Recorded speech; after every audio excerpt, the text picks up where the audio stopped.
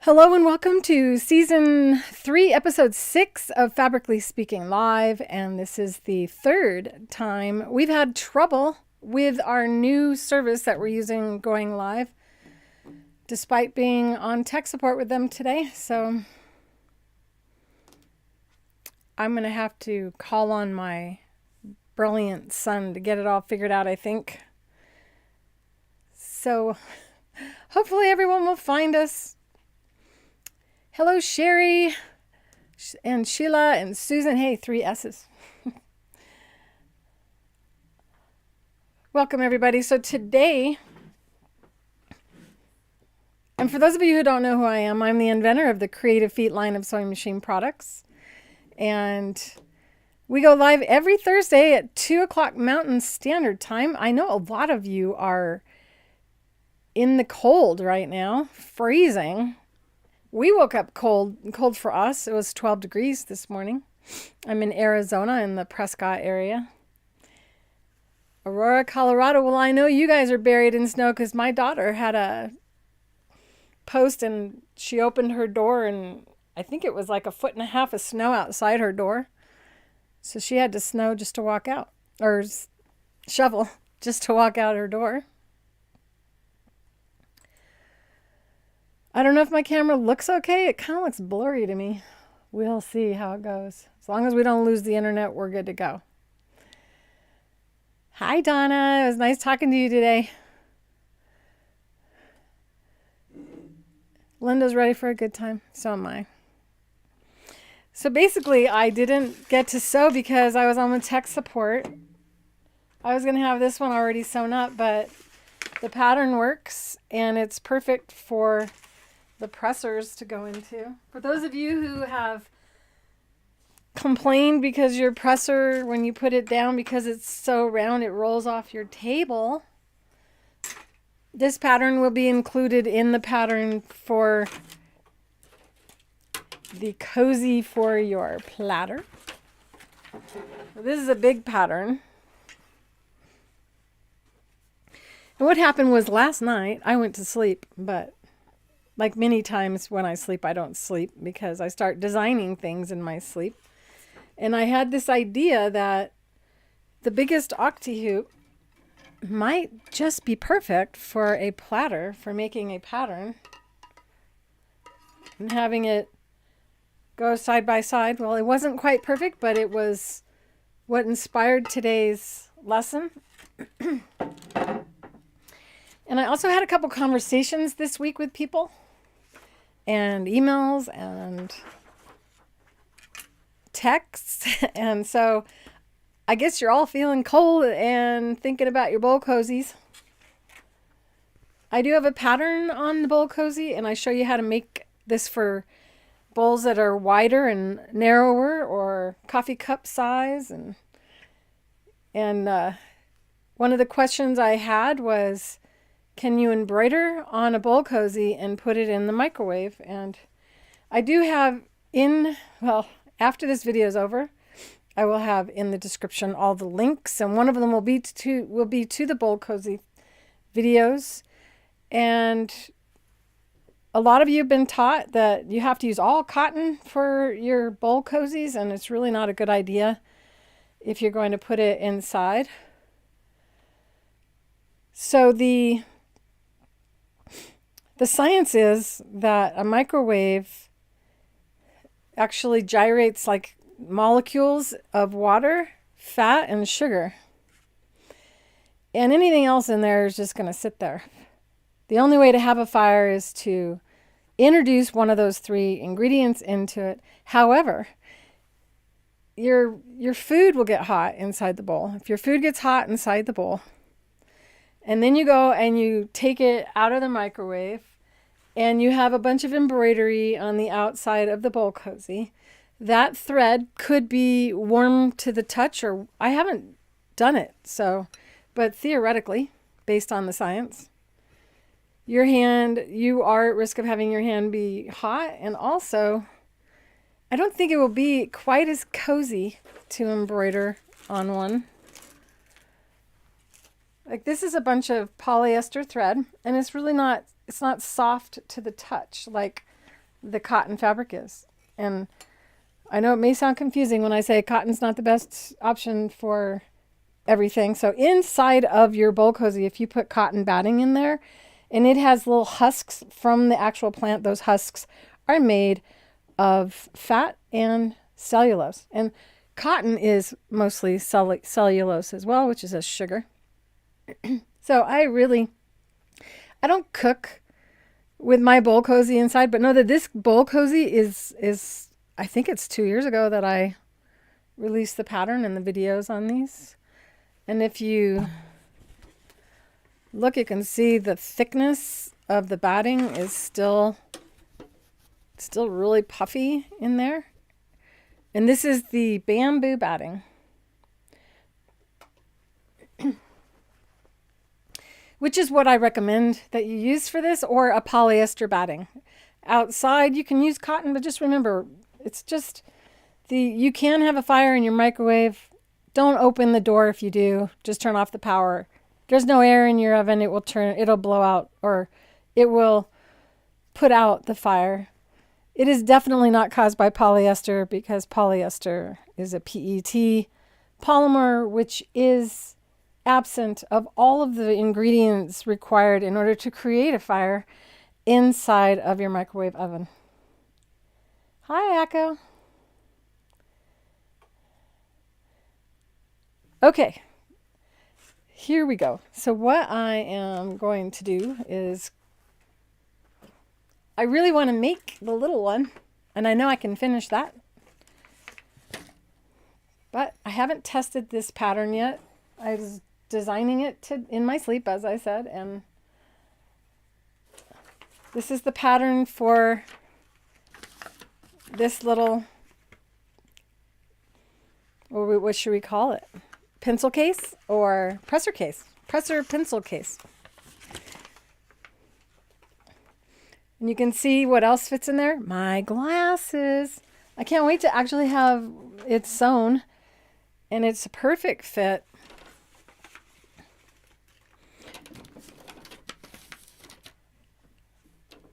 Whoopsie, push wrong button. All my buttons are working, you guys. But it fits like right in front of the machine. I just had it a little too close. I'm starting to carry these around everywhere now for my elbows. I may have to make myself some more. They're trying to give you a view of how nice and snug that is right in front of the machine.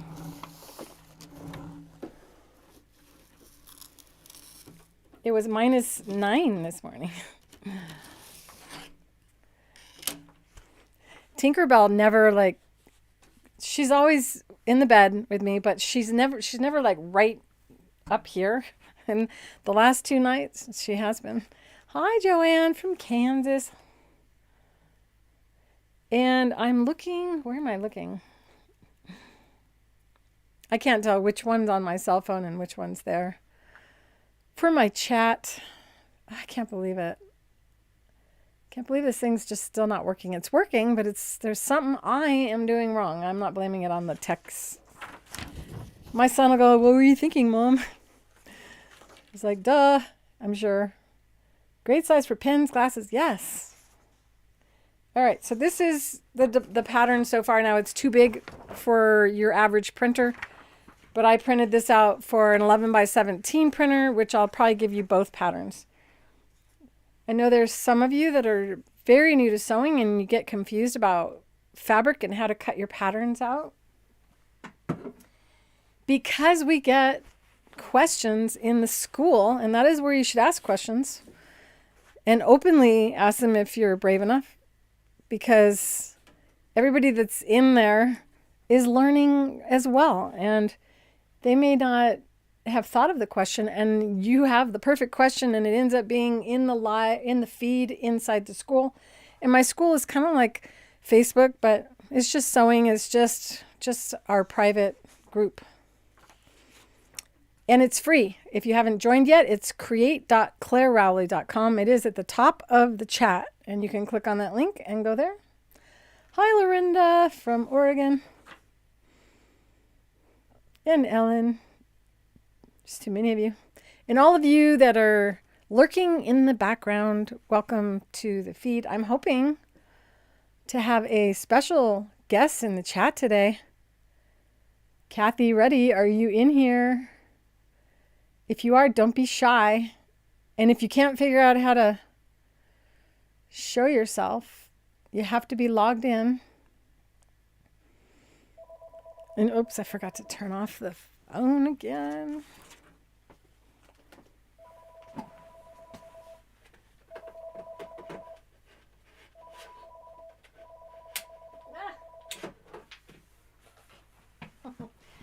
Sorry about the noise, you guys. Okay. For those of you waiting on pressers, as of last night, there were only 2 of you. Oh, goodness. I'm making them tomorrow, so I only have 2 as of last night. I don't know what's come in today. And I'm feeling great, so there should be no reason why I won't be making them. So basically the pattern will be inside the school in the group called Fabrically Speaking Live, which is what you're watching. This was the last 3 weeks, this project right here. And unfortunately, we've been having technical difficulty. This is the 3rd time I've gone live with problems, which will be resolved. So, and for those of you who watched last week, I got carried away on Saturday before I went, or I don't know what day, Monday. I didn't take a day off this weekend, so I'm discombobulated. But what I did was I added another color of thread, and then I did go ahead and finish quilting all the way around the flower. So now this is what the back looks like. This is where there were knots, and I just still need to clean them up. But this is my finished project, and this is a pattern inside the school. And I teach also how to do this, which is the faux piping binding. Some people call it flange binding. And so basically, if you have the patience, go through the last 3 sessions of Fabrically Speaking Live, and you will have all the information to do that. And the pattern for that is also inside of free patterns within the Fabrically Speaking group. On the side, there's a topics. You click on topics, go to free patterns, and that's where you'll find all the patterns, including the ones that I'm going to create for today's lesson, including your elbow pillows to keep yourself from getting hurt while you free motion quilt or sew, or whatever else you do that's crafty. So on a pattern, it generally has, with the grain, they have lines, and it's with the grain, across the grain, or on the bias. And they also have, I have a pen. It's in my little pen thing. Should we come up with a name for this? Is it going to be the presser cozy? So the chat is all the way at the top. I made the chat bigger. I can see the words. I can see you writing from a distance. So generally on a pattern, if it's on the fold, they have also lines like this. And what you're supposed to do with that, and it normally is on a pattern that is mirrored, or which means no matter which way you lay this on the fold, you will end up with the same shape on both sides of the fold. So I'm placing it on the fold, and because this isn't a garment and it's not really going to experience any stretching,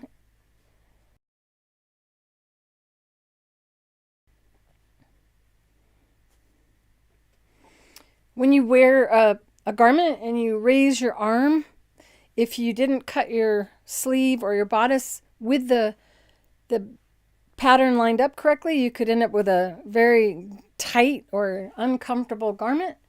But since this is just going to sit there and we're just going to place our, what are these things called? Casserole dish on top of it, it's not really that important And so I can place it on the fold however I like.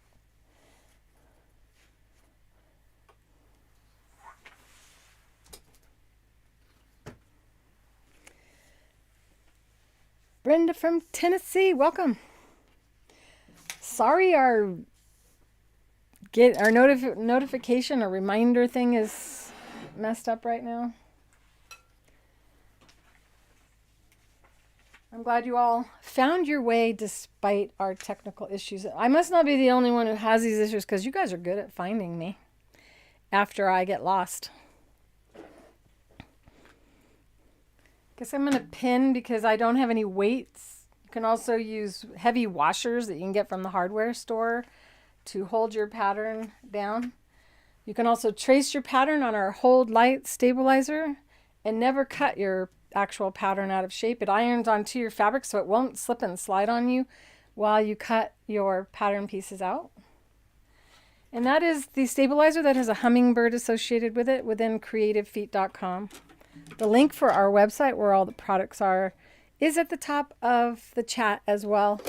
And after we're no longer live, it will be also beneath the feed. You got your email reminder. Did it actually take you right to this video, or did you get bumped out of this and I don't know what's wrong?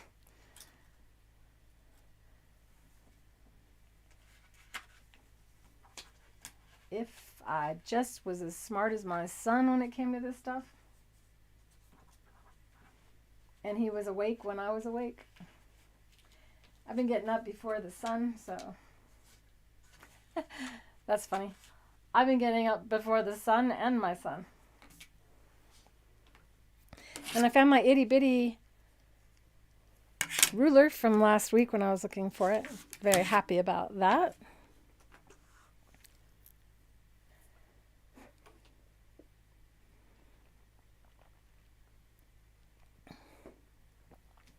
Welcome, Brenda Alexander and Diane Bethune. These are names I don't recognize.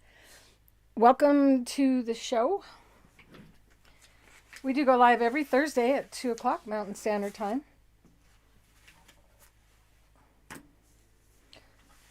So I'm going to go ahead and cut this using my rotary cutter. It's not a good place to put the pin. There we go. I did a bunch of organizing. I got my rotary cutter bag underneath my table with a hook. And this was a lesson in this school as well. Or several. And see this fancy zipper that you can create?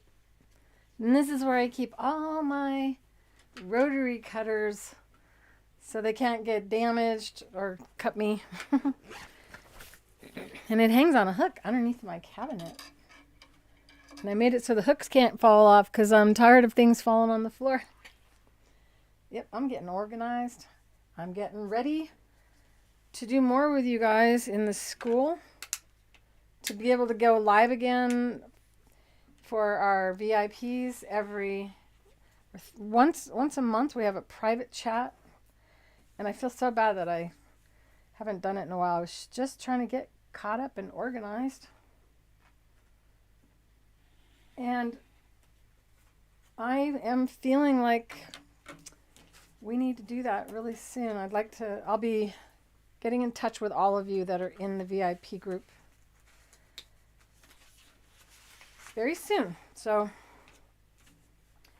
and I'm going to give you some extra special stuff for the fact that I've been complacent lately.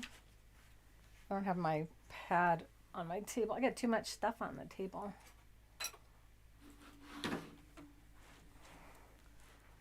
My arms are short.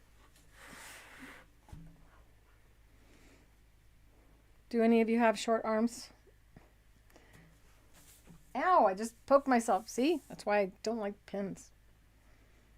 I should have just traced around this with a chalk pen.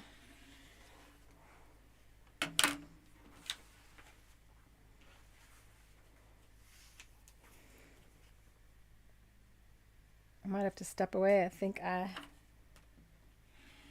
need to go get a tissue and get it to stop bleeding. So I don't It's the opposite finger that I cut last week. Hello, Tony from Australia.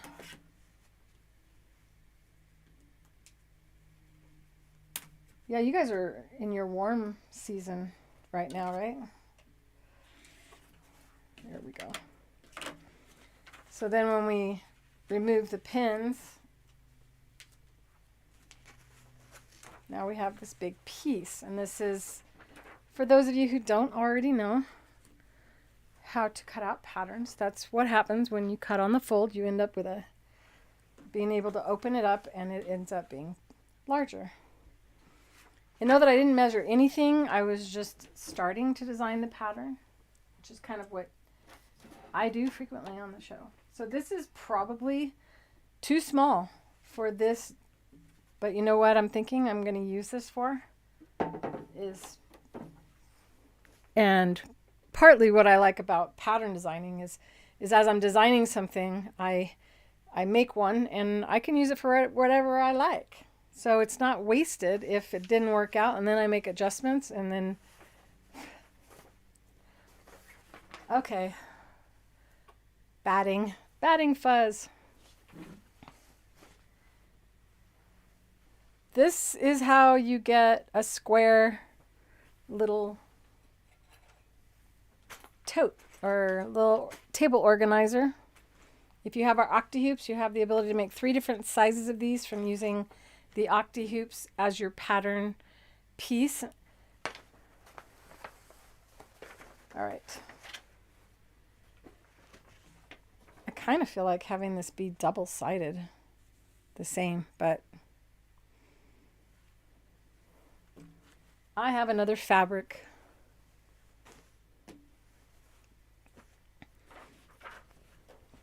You know, I did a good job on my finger, so I'm going to have to step away for just a second, and the music is no longer too loud, so you shouldn't have to brace yourself, and I'll be right back. Why didn't it work? I got the eyeball showing on these things. Well, the music's there, but the words aren't there. Oh, I know why. I'm still learning, you guys.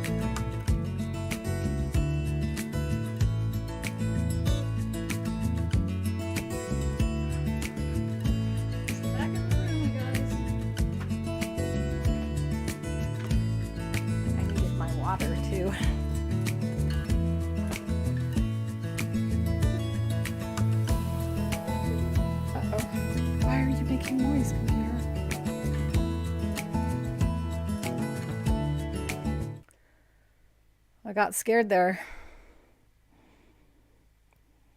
after last week. Oh, my goodness. Okay. So what should I do? Should I do two-sided or should I do a single-sided? Also put a little lotion on. All right, we're good to go. Hi, Picola. Welcome, everyone. Thank you for joining me on our Thursday escapade. Two-sided, the same color, or one-sided? I'm just thinking there's never too many organizers that you can have. And if I line it with vinyl, it has nice body, which is why this one ended up being my favorite. Oh no. I know it's a great thing that our irons make noises and stuff.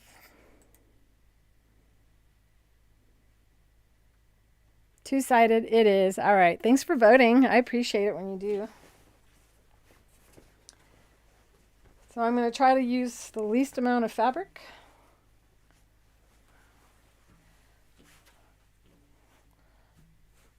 And I need one for the batting as well.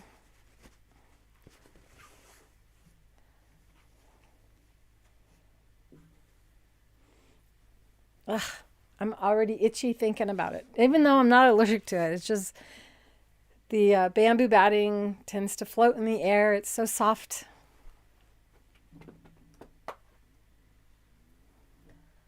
Is this going to be big enough?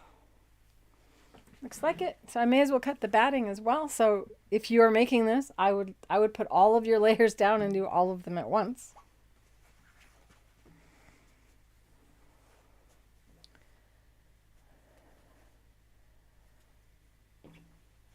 And when I made the bowl cozy, on some of them I didn't do the stitching going across. Because the bamboo batting has such a high static cling, which is why I think it floats in the air and sticks to me. I'll show you it up close so you can see how nice it looks. See, it has this beautiful softness about it. Another thing the bamboo batting has is it has stretch. It has a scrim inside that is stretchy. So batting is just like a bunch of fuzz that floats in the air. But when you attach it to a fiber and they tuft it, so the needles lock it into this stretchiness. And so when your fabric stretches, if you've ever had your fabric stretch before, you wear something and by the end of the day it's all baggy. It's from it stretching out. A quilt experience is the same thing. When your quilt's hanging off the side of the bed, if you don't have something to keep it from getting really stretched out, something to hold your quilt up, it will start to sag off the side of your bed and lose its squareness, which is why the back of the quilt is generally cut as a single piece or maybe two pieces, which is stronger to have two pieces, or to piece your back a little bit, not a lot, but just maybe one or two pieces to prevent it from tearing in the middle. If you've ever noticed your sheets, when they finally do give in, they usually start to get really saggy and baggy in the middle. And that is where they'll tear first. Which is why if I have a quilt, when I back a quilt that's going to be sat on a lot, that I will definitely have the back be cut, at least one diagonal cut, and then sew it back together. Gives it a little bit of stretch, but not too much. Then the back of the quilt will keep the top of the quilt from overflowing over the side of your mattress. And you'll be happier. Have any of you ever had to replace your binding because the binding wore out? That's generally because people used to teach you to use bias binding all the time. And when your fabric is cut on the bias, it's stretchy. And when you're sewing it to a square quilt that's not stretchy, it kind of stretches it out of shape, and then the needle stitches it and locks that stretched out binding in place. So the binding is being stretched, permanently stretched out, all the time being stretched out. And it will rot and decay faster than the rest of the quilt because cotton and natural fibers do rot Sorry. All right, I think I got these lined up nicely. And instead of using the paper, I'm going to use the piece I already cut.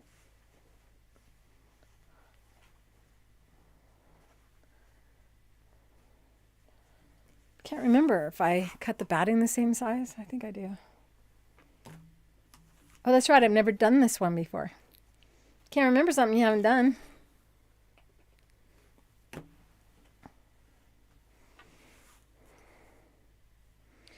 So we have an option of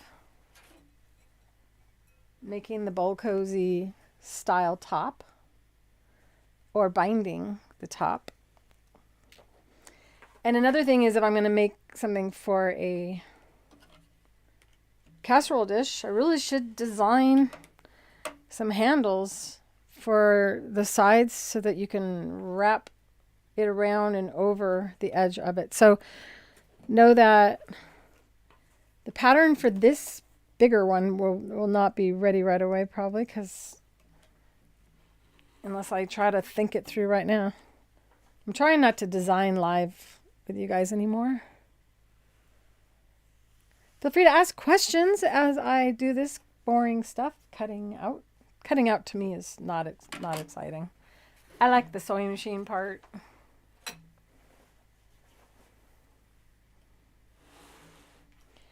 What I'm cutting on is a Caterpillar tablet, and we have some really good news about the Caterpillar tablets, by the way.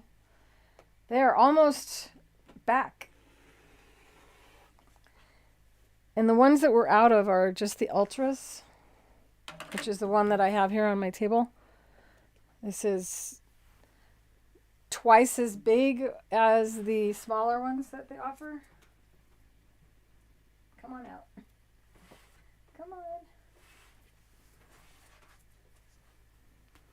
This is the basic. You can see how thin they are. So you don't get sore lifting your arm up to try to draw. And they're designed for cutting mats to go on top of them. And then you can cut right on top and they're lit from beneath. I just knocked the foot off. No, I didn't. What was that? I don't know. You like when I design live? You like endless videos? All right. So my pad has cuts going all different directions where you would normally stand in a better position.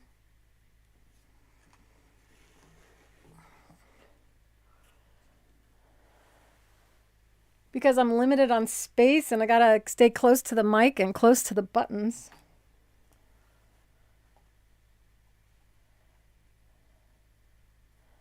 Are you in here, Kathy?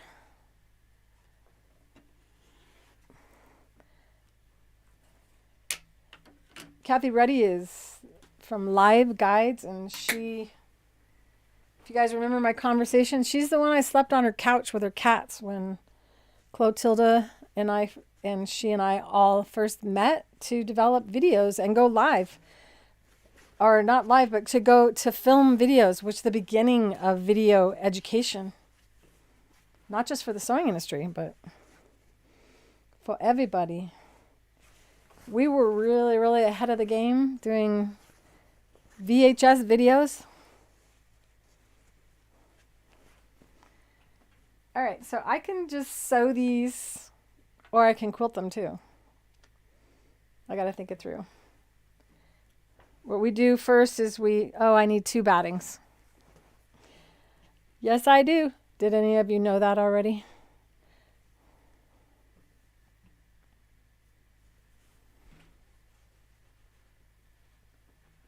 I imagine some of you yelling at me, Claire, you need another batting.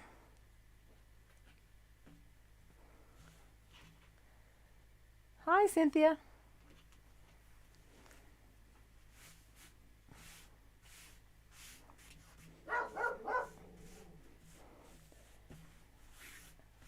I got the sign on the door, so the delivery guy shouldn't ring the bell. But that doesn't mean that our watchdog won't bark.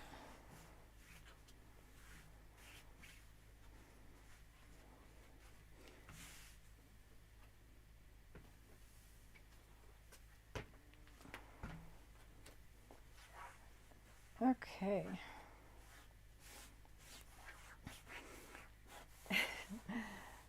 I think I usually cut the batting afterward and I get the fabrics so I don't have to worry about them shifting. What do we use to stop stuff from shifting, you guys? Raise your hand, not yelling. What do you use? So everybody that's new to the feed knows you guys pay attention. What should I use to keep the fabric and the batting from shifting when I sew?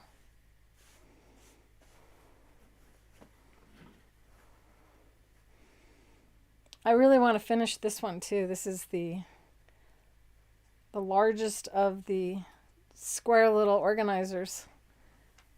I keep bringing it out and going, I'm going to make that tomorrow or tonight, and along with my quilt that's not done yet. Okay, another batting, but let me iron this first. So the bamboo batting is high in static cling. 100% bamboo, by the way. Why do I prefer bamboo batting to cotton? Is because bamboo batting has high static cling and it doesn't decay and rot as fast as the cotton or the silk or the wool does.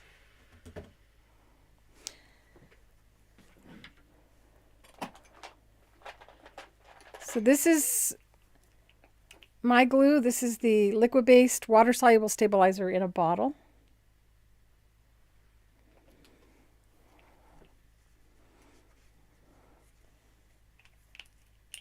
And one bottle lasts a long time, doesn't it? I know that. Which one of you said you were almost out? How long did it take you to run out of the glue? Donna, that's who it was. Donna on the phone today. So you just do just a few dots along on your batting, not your fabric, and just slide your finger across. Oops.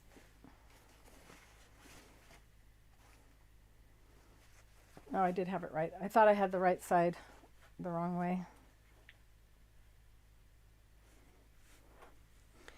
And that's it. It holds it in place for you. You can sew through it wet, but if you really want assistance in not having any shifting, and we don't use the walking foot. I'm going to use the Satinedge foot to give me perfect seam allowances, and there we go. I'm not saying you can't use a walking foot, but you're having to guide the fabric when you use a walking foot. And our Satinedge foot I designed for a blind person, so it helps you sew 1/4 inch seam allowances.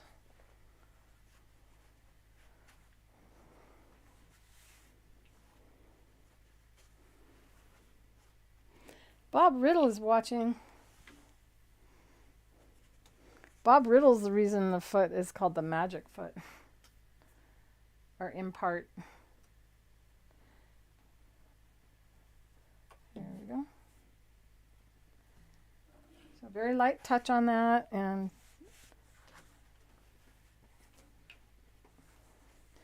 it's almost a circle. Hey, Bob. Bob goes and eats places and shares his food, and I get so hungry watching. He eats things I can't.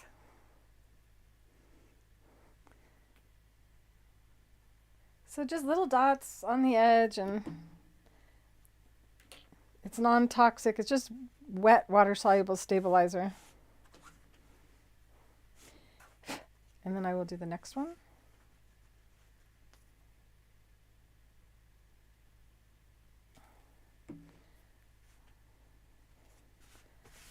Set that aside. And now I need more batting. You've never run out of it? It's amazing, isn't it?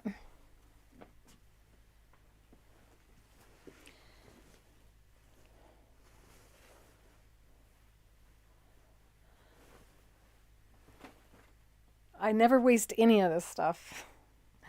but it's not big enough. I always have pre-cuts or cuts.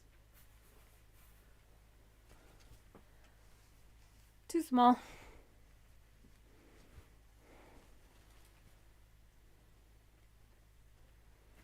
What I was thinking about using for this is not having any batting at all, but using our fuse and fuse stabilizer and fusing wrong sides together and creating it out of just the thinnest. But I sure do love quilting now. I'll have to step away for a second. I'm not out of the room. I'm just grabbing batting. That's the camera that I don't walk in front of when I walk around the room.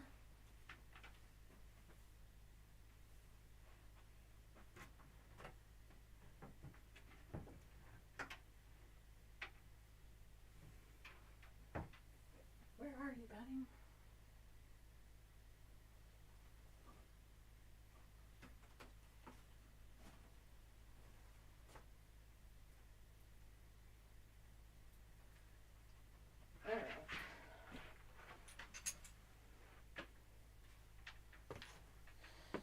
There we go. They actually have two different kinds of batting and still have to add their other one to the site. Their other one doesn't have scrim. These are narrow cuts. These aren't big enough. I've never pieced it together before.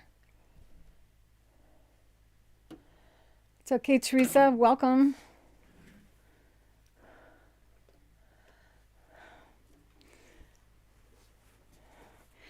I was thinking we're going to get a lot of newbies today because it's so freezing cold everywhere.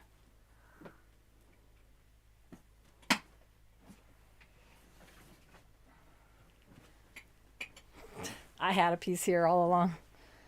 Okay, we are good to go. There's part of a Dresden plate. Oh no, my plate broke.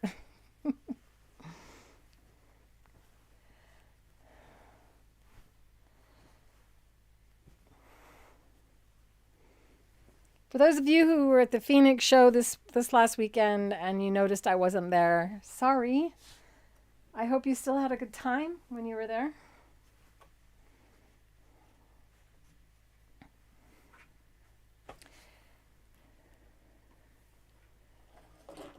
There's just, there's no way I can do the shows anymore.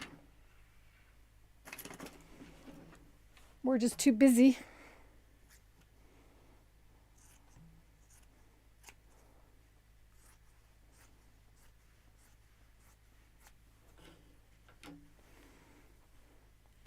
Busy. Sorry, I have these little voices in my head that continue the conversation.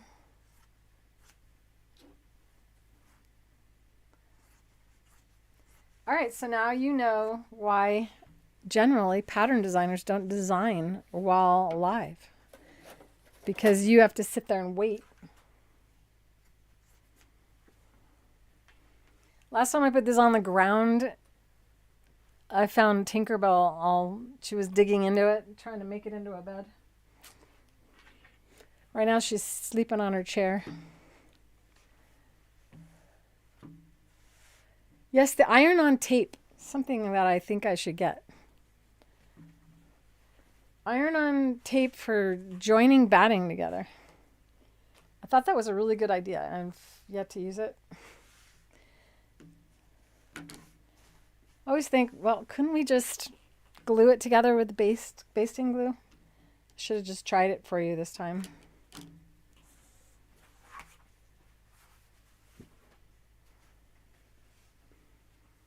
Stay on. Do you guys talk to your iron? I know you talk to your sewing machines. Some of you aren't very nice to your sewing machines. What's the worst? Never mind, that's not good. Have any of you ever yelled at your machine?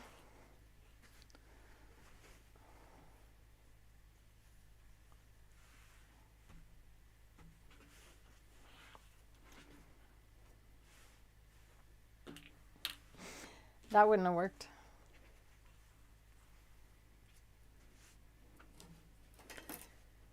Oh, I'm so relaxed today.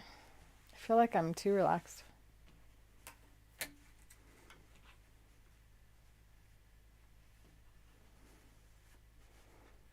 That's right.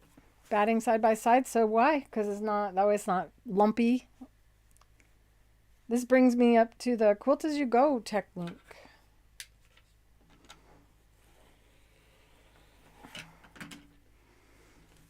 Know that I have not forgotten, you guys.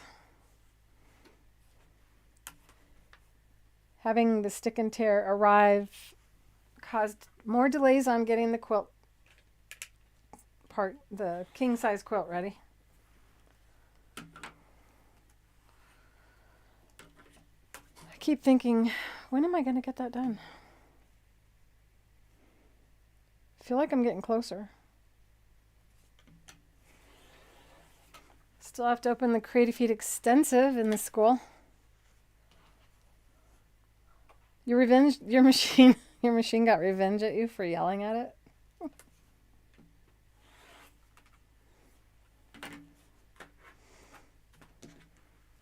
How many needles have you guys broken this year? How many have I broken, Amy?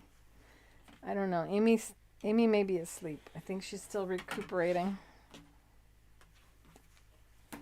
Yay, okay. Well, that would have been easier if I stacked them all and did it all at once.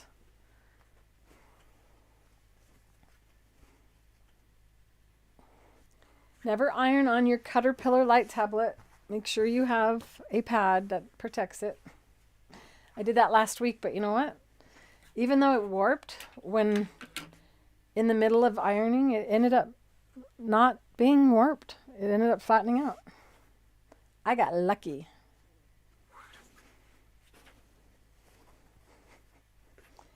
Do you know that Tinkerbell came in here like 3 hours ago?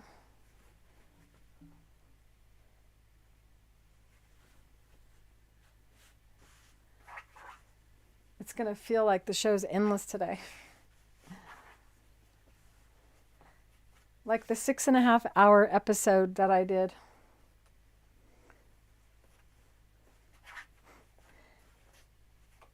I think there's more than one. I think there's 2 where I went that long.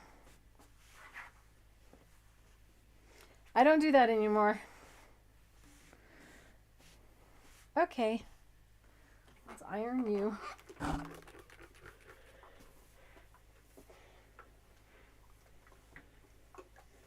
So we're not going to need to separate the fabric from the batting anymore, if I'm remembering correctly, which means we can quilt on these. And we would quilt separately. Quilt this one and quilt this one, quilt them separately if we want to quilt, because we're going to sew them together, right sides together, and pull them apart, because we're also going to be folding back and sewing across to make it stand up around the outside of your casserole dish. So I get to do a little free motion, which I absolutely can't stand, if you can tell. The Octi-Hoops make it super fun.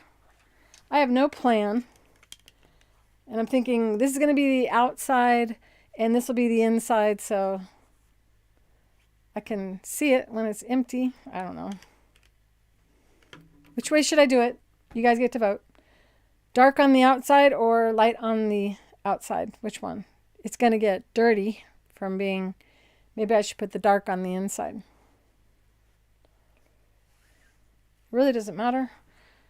I'm not going to do real detailed quilting because it'll take too long. I'll be on this.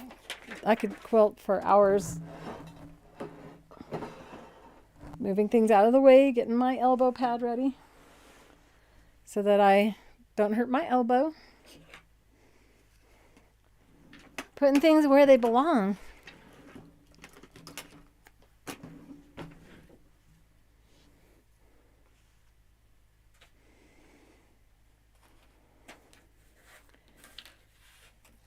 I just heard in my head, happy days are here again.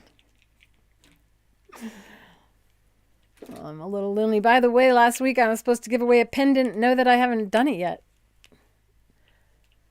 So if you didn't think you won because you didn't hear from me, it doesn't mean you haven't. It just means that I'm behind schedule. And that's because I did it on Saturday.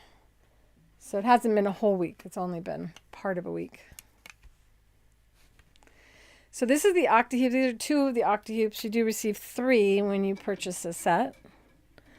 This is my solution for free motion. It makes it so everybody can do it. Now, if you have physical challenges like arthritis and feel that it is too difficult to hold on to the handle, you don't have to hold on to the handle. However, if you do have the ability to hold on to a pen-like instrument, you will sew more like you write than if you hold your hands like this. If you do not want to use the handle, in fact, you can start without using the handle and just use these 2 frames together.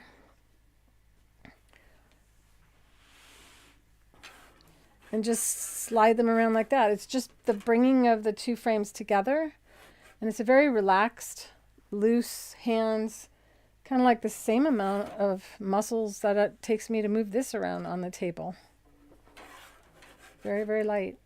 And they slide easily because of the bottom, the way they're designed. So the way that you do this is you take your quilt and you lay your quilt over the larger frame, like that. And then your smaller frame drops on top. And then the handle goes into the top frame. And you rest your hand on the bottom frame that you can't see because the quilt is covering it. And then everything just moves together. You can see without the handle, I am still able to move the quilt. So know that if you get this, you have 30 days to really, really give it a go. You don't have to rush when you buy our products, and they are made in Arizona. So if you haven't purchased them yet and you're interested in getting them, know that we make them. Creative Feed have been made in America ever since I opened my company back in 1989. Despite having a person try to sue me for half of my company. He wanted me to go to China, and I said no, and I said I don't think we have similar, what is it called? I don't think we have similar vision of how I want the company to go. So I changed my mind and went with another investor who's still a really good friend of mine, who could be watching right now also. Come on out of there, thread. Why are you dragging so slow out of the machine?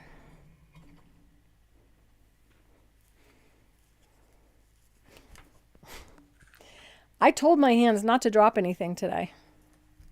They really need to listen. Hello, Deb from Cold Hill County, Texas. How cold is it? Shoes skiing out your back door. I've experienced all kinds of weather in Texas. This is just amazing. I have my lunch.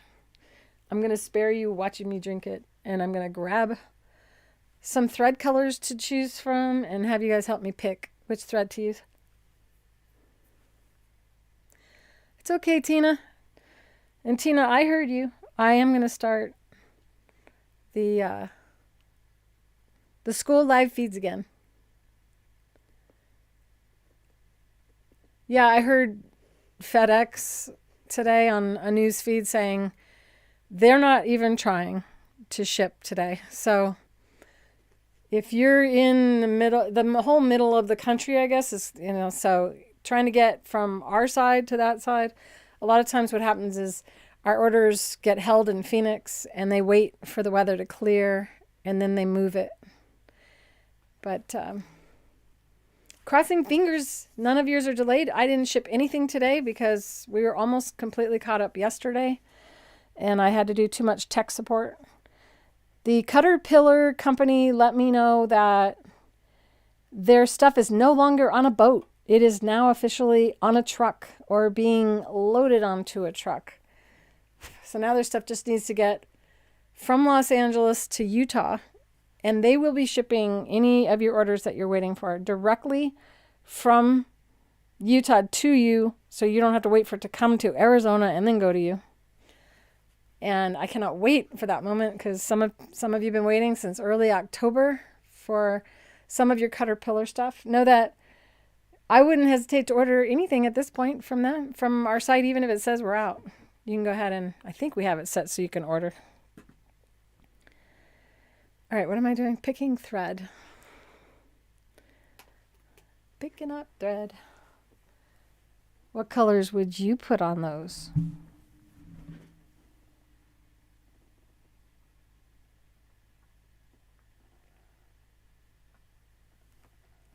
I know some of you are going, purple goes with everything.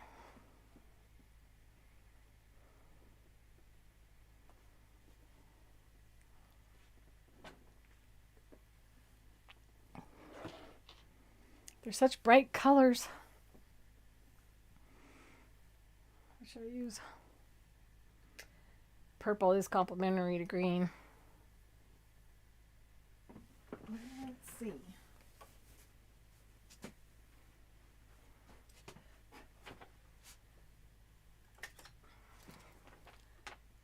I love plum.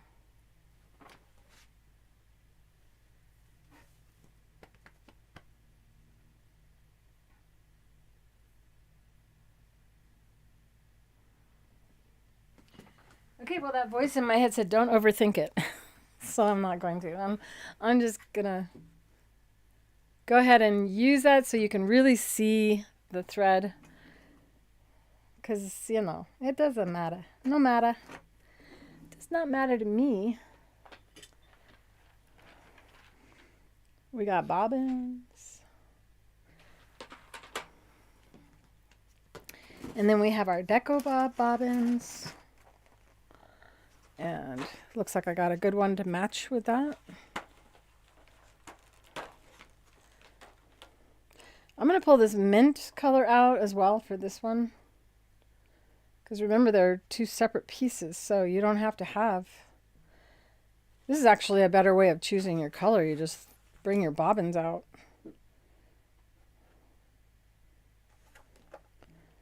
I still think I like the purple.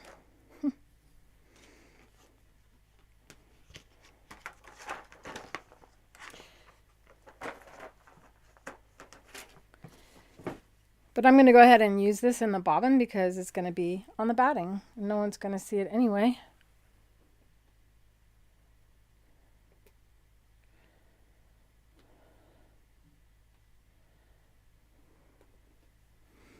All right, so we have people from Canada and Australia and all over the United States watching today. The Deco Bob thread is 80 weight, 100% polyester thread. So it's safe to use for bowl cozies because polyester is the same as the microwavable safe plastic containers they have you use in your microwave. So you don't have anything to worry about using polyester inside your microwave. But remember, I would never cook a platter in a microwave with one of these bowl cozies. I don't think a platter fits in my microwave. Maybe some of you have one that's that large.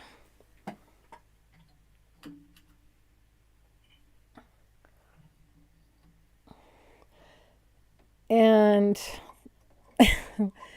my short arms. There we go. It's a bit of a struggle for me sometimes. This is my jungle machine, and I really love it. And I did paint it, for those of you who are watching and don't know that about me. I am the artist who paints all of my painted sewing machines. But this machine is the one that the thread gets wrapped around my bobbin winder a lot.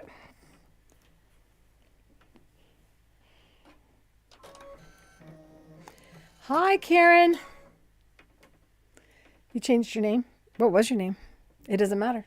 If you're going to be Karen, I'm going to learn that. Thank you for that. I appreciate it when you guys are who you say you are. And in the school, if you get brave enough to put your picture on there. Know that I didn't glue this one, right? I glued that one. I'm just going to leave this one unglued.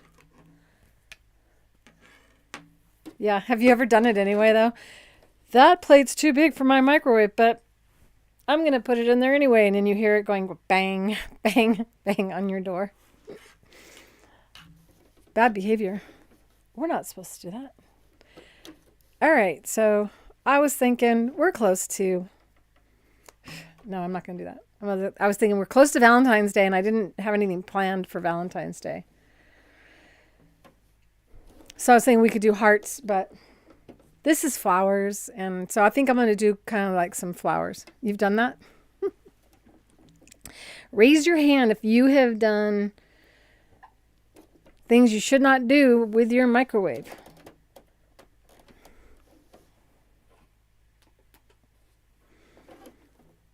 So you can see once again, we have the larger frame beneath. We have the smaller frame on top. And what I have is 100% polyester bobbin and needle thread. So this thread is microwavable safe. Should you ever want to do this type of a thing for your bowl cozies. And since this fabric has floral designs, I'm going to kind of do a flower quilting design. I'm not worried too much about it. And since I can draw with this, I even got my paper stuff all ready. I have my pad handy. This camera's just set too close. Before you go to quilt, don't just go and, well, do whatever you want, but I recommend that you practice what you're going to do, keeping in mind that you can just do the same body movement. We're moving only fingers with the Octi-Hoops. My hand is resting on the paper, and it would be resting on the hoop as well, the hoop beneath. So we move our fingers only when we do free motion quilting with this, instead of hands spread apart and trying to move this way. Okay, you can go off. That's the longest my iron has stayed on. So keeping in mind what I have here, and not going to do exactly the same thing because we just don't have time. I realize some of you would like me to stay on all day. So let's think. What could I do without having to stop? So if I... Oops, I waited too long for that. If I do this, and then I go like this. Nope, don't like that. See? That's why it's good to practice first. So I do a bigger loop. And then I go like this and come out. So we're kind of doing what I'm seeing here, but I'm not really paying that much attention to the design because I'm looking at what I'm drawing. But this is what I recommend you do before you go onto your paper or onto your quilt. And then I could do something like that to make it look different. Or I could do lots of pebbles. Let's see, what else could we do? I do lots of flowers. Come on, Claire. Come over, come over, come over, come over. Talking out loud helps you do a better job, too. It's kind of silly looking. Maybe not. Not too bad. So, who am I? And I'm prepared. You came in late, Tina. Oh, the sarcasm has begun. Oh, I know why you said that, because I said I have my paper. Okay, so let's show you on the fabric now. I really don't know what I'm doing. I'm just winging it. Nope, wrong camera. There we go. Thank you, God, for all the cameras working today. I'm going to start in the middle, though, because I get trapped in the middle sometimes. But it has nothing to do with puckers or anything like that. Usually they have you start in the middle and move your puckers out from the center. But since there's no foot, There's no puckers. And for those of you who don't know that you can do this without a foot, well, now you know. I do lower the foot bar though, even though up the tension discs are open. Lower the foot and the tension discs close on the thread. And if you don't do that, your thread will just fall to the back and you get a messy backside, also known as the bird's nest. All right, so I kind of liked that goofy thing I just did. We'll see. I need my glasses. Where are they? Oh, they're right there. What do you know? Oh, handy.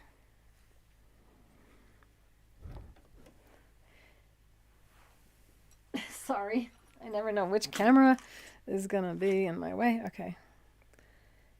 Know that we are probably going to be ordering from Appliquick on Monday. I announced we were almost out of stuff, and now we are officially out of her rods.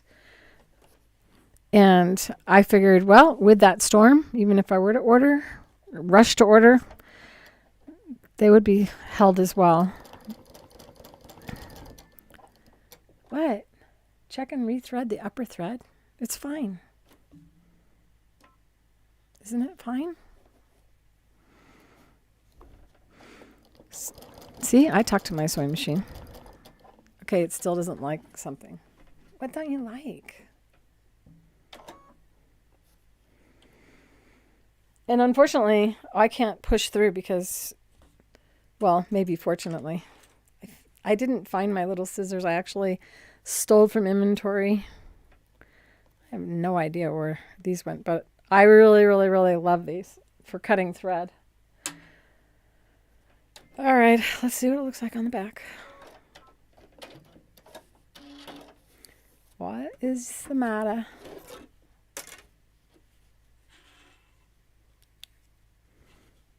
It looks fine. It doesn't have any idea.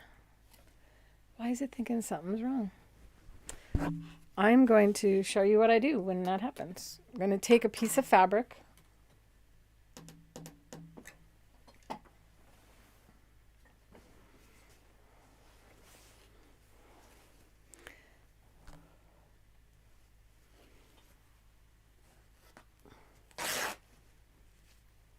Not too big. I oiled the machine and cleaned it too, so I was such a good sewing machine owner the other day. So I'm going to take this fabric and fold it in half. So that kind of tells me there may be something in the tension that it doesn't like. And it doesn't feel right. It didn't feel right when I removed the thread before.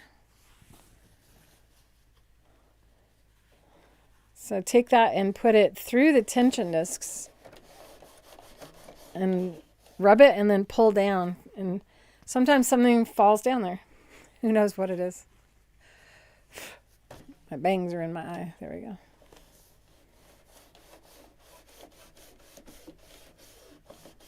By the way, if you have a machine that has a mode that you click on for quilting, do not tell it you're quilting.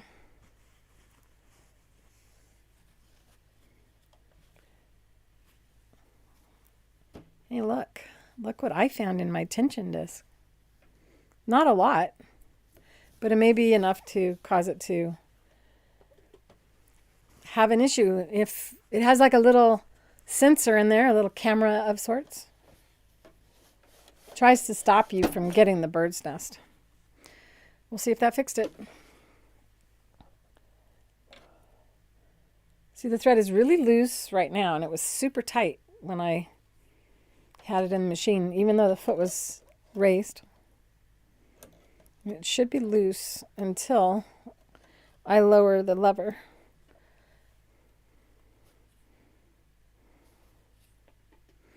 And this is a good indicator for you. So you see I can pull the thread real easy. It is moving.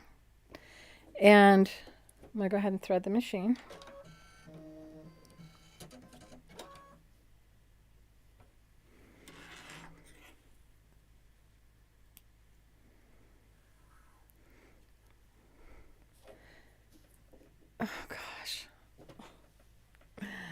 I just put my finger on the needle. I've had a lot of boo-boos this week. Sorry, you guys. Okay, so you see how the needle is not moving? Now I'm going to lower the foot, and now you can see the needle is tugging.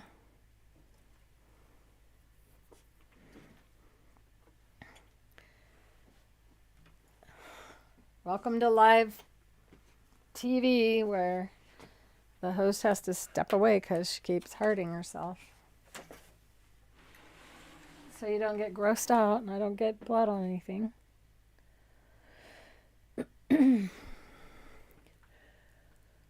Jeez. I'll be right back.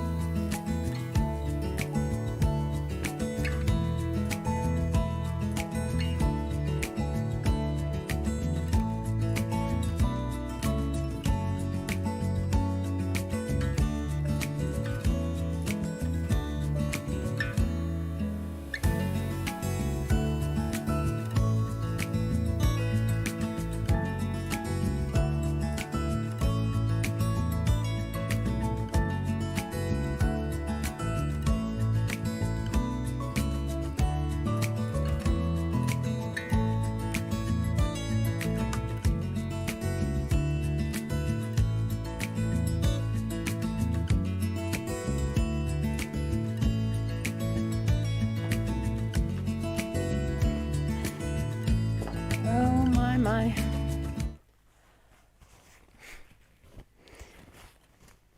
All right. What am I using right now? Are you guys talking to somebody else?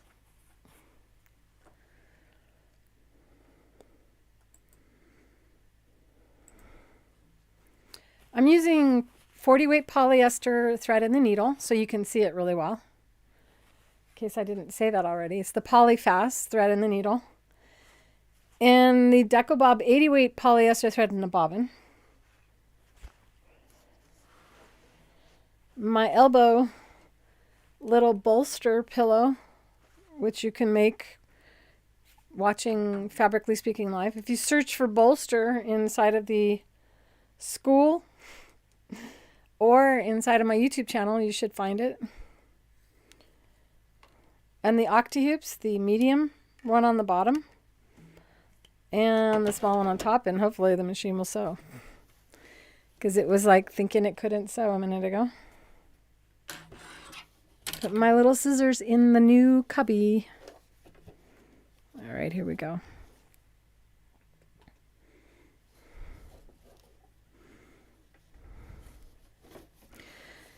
And I don't have a foot on because you don't need to have a foot on.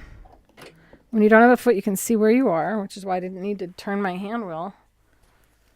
And I was able to put my needle down right where I left off. Grabbing the bobbin thread, as you do bring the bobbin thread up at the beginning.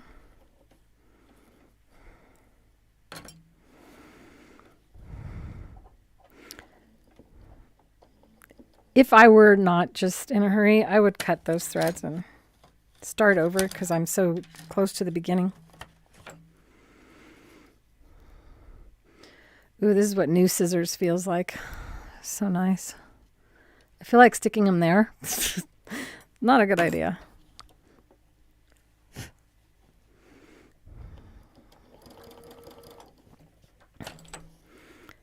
Cut those tails so they don't bother you or distract you.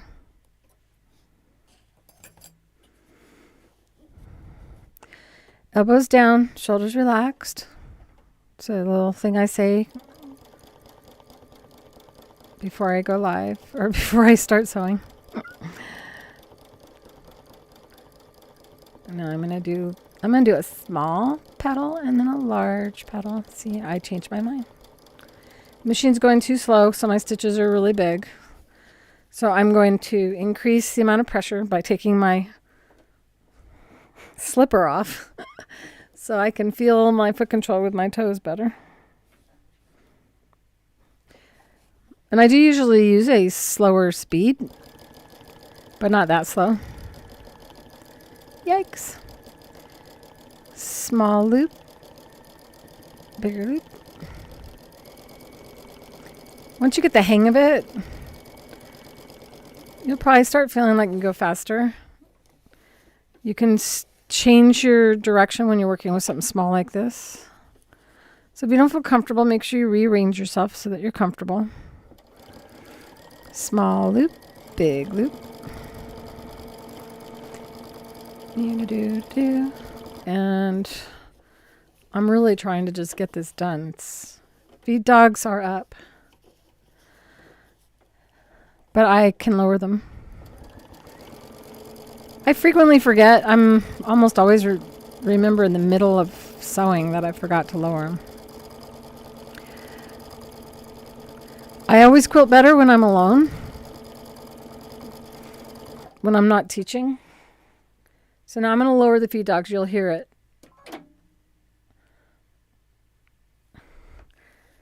And then it just like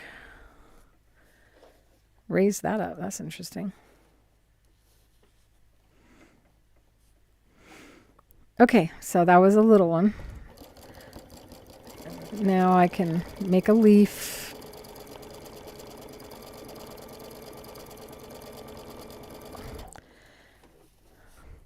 Swirl around to my next flower. So this would be stippling, where you don't go over where you've already been.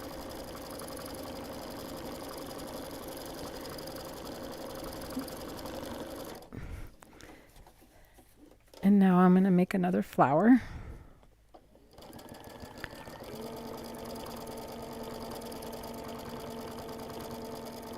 And I'm really not clear on what I'm doing.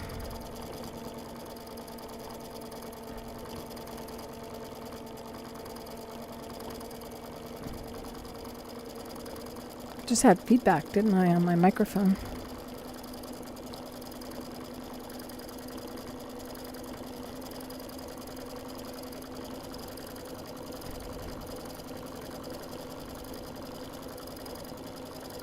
So it's basically just doodling. And if you don't have a plan before you begin, well, you probably won't like your doodling. Was my hair in the way the whole time? I'm going to try to get myself in a different position so you guys can see without my hair getting in your way. So when you move to a new area, you simply slide the hoops and leave the needle where it's at. So you're not really moving the quilt, you're just moving the hoops because they're not attached to anything. So there's no setting up in any different way.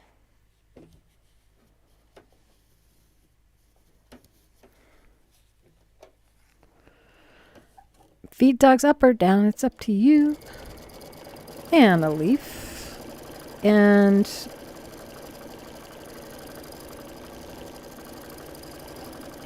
we swirl around. I could do feathers, but it'd be kind of, it'd look funny. I have a microphone and two light things in front of me, so I'm not seeing as well as you will when you're quilting without all these obstacles in front of you.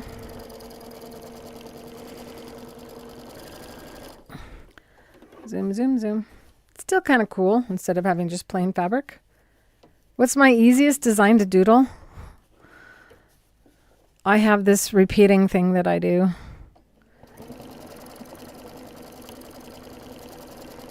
I go like that. This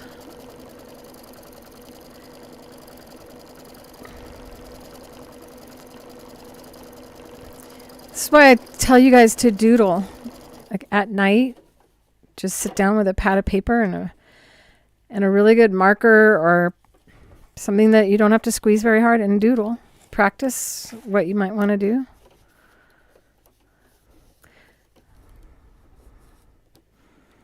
Elbows down, shoulders relax. If I can get this light out of my way. Now I can see better. All right. It's time for... That's the one I like. It looks like waves. And that's for a meandering one where you're just trying to travel across to get to another area.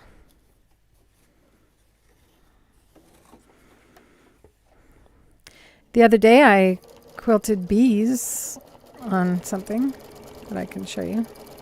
That's kind of a good center, right? So if I come in here,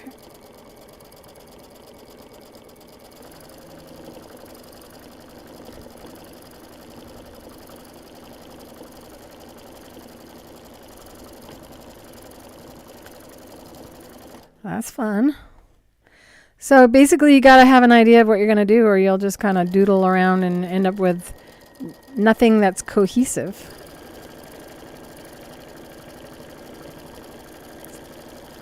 Since I'm making something that really doesn't matter, I could show you guys more quilting patterns.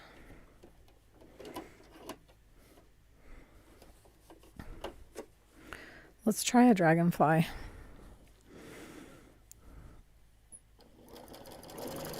So what did I tell you to do? Trace on paper first. Practice the process of doing your dragonfly. Don't just quilt on your fabric unless you want to.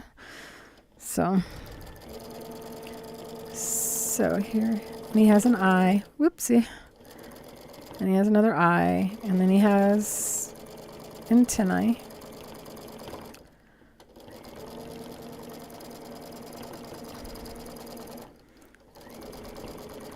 Now he has a mid body.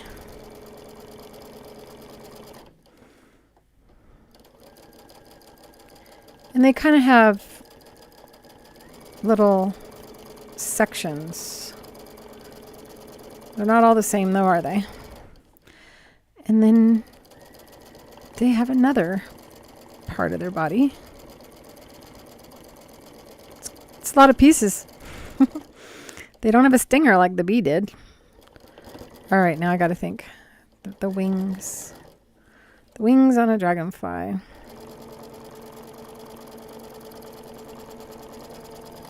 They have more than one set of wings, don't they? I should peek at my dragonfly design that I drew for our fuse and fuse stabilizer. Come on, Claire. Whoopsie.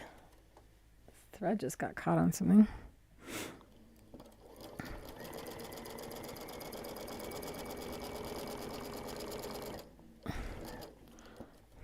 So basically, if you can draw it, you can quilt it.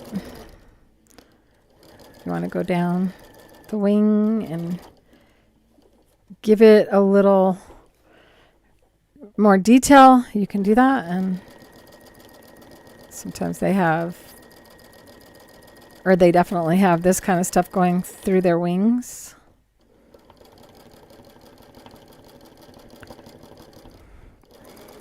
And you will always judge your stitching more than anyone else ever will, unless you get judged by a real judge who is supposed to judge you. So what can you doodle really well? That would be what I would start with. Do something that you can doodle.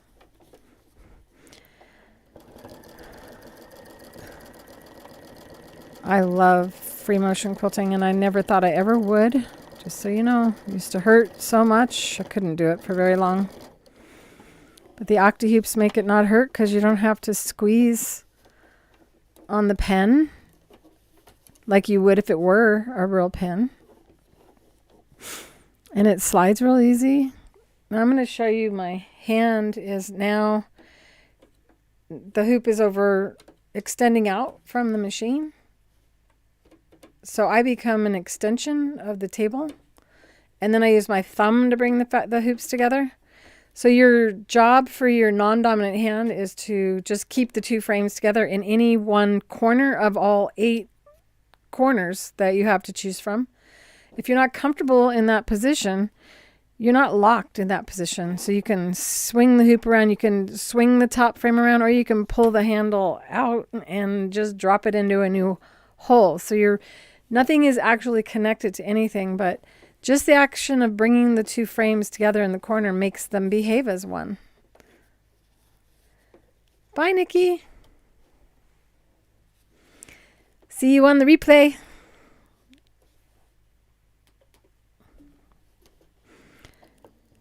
I wouldn't recommend using a really dark colored thread like I am right now on your first project. I would use colors that are closer to the color of your fabric because you won't see your stitches much.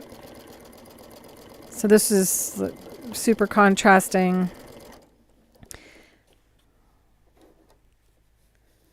So what can you doodle really well? Come on, write it in the chat for me so I know what you doodle when you doodle.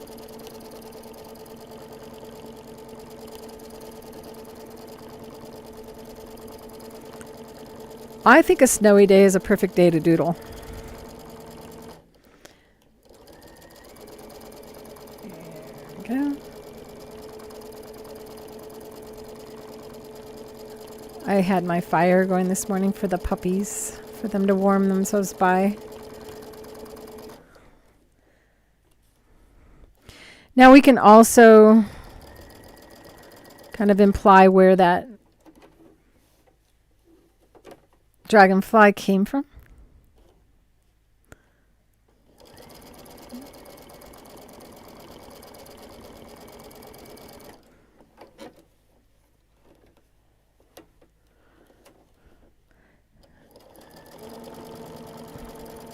What else should I do, you guys? What do you doodle? Hey, you guys, I haven't seen you guys write in a while. Come on, come on.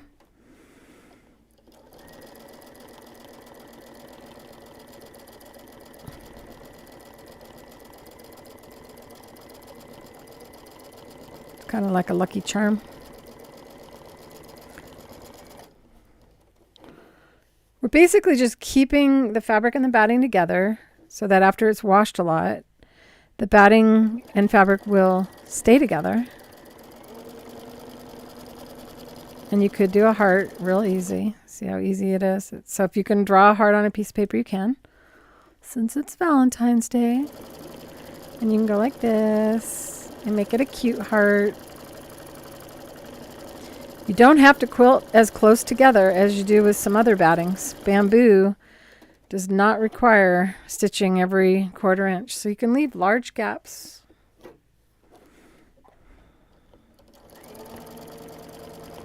Partly because it's almost impossible to get it to separate from the fabric.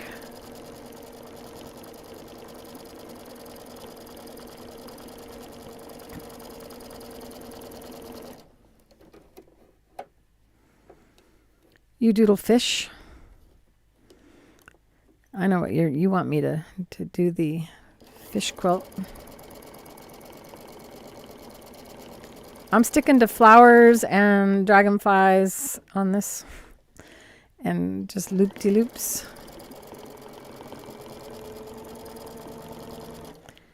Because we got to sew it together. And what time is it? I can see your writing better, but I can't see the date or the time. It's time for another flower.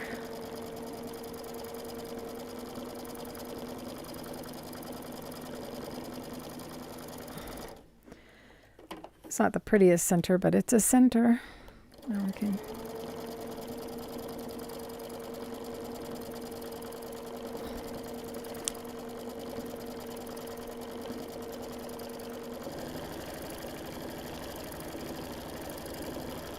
And remember, only go as fast as your eyesight and your coordination will allow. If you go faster than that, you're just hindering your ability.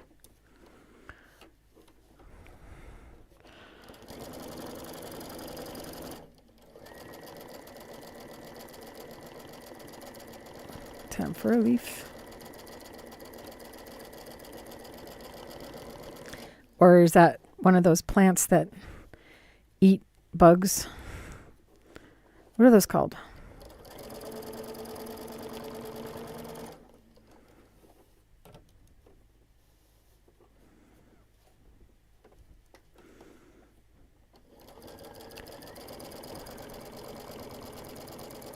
I use my bowl cozy like almost every day. One of them.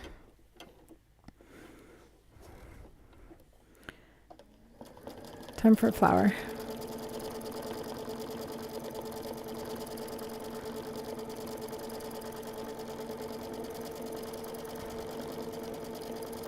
I don't talk as much when I'm trying something I haven't done before. So here I am drawing a flower without the center being there. So my brain struggled a little bit.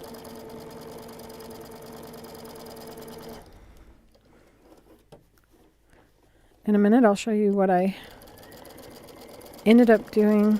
I think I already did show it to you. Now I can come in here and I can do little itty bitty pebbles.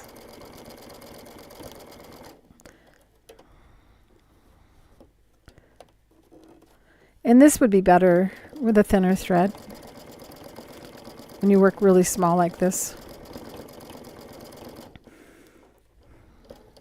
Now I got to get out of there.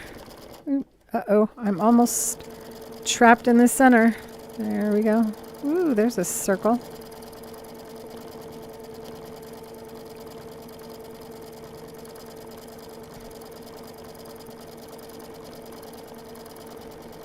So it's all about not tying knots.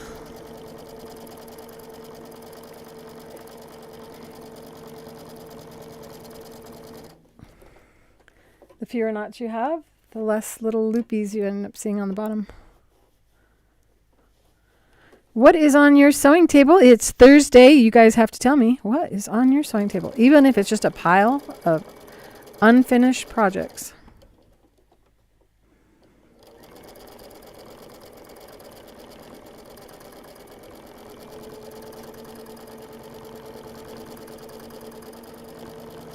I'm not sure what I'm doing. Kind of looks like a bug. I've definitely done something I haven't done anywhere else, so we'll make it a bug. What kind of bug is it, you guys? If you had to call it a bug, what kind of bug would it be? This bug is not flying. Its body is too big. So there's no wings. Ooh, I could do ladybugs, couldn't I? We're just trying to get it attached.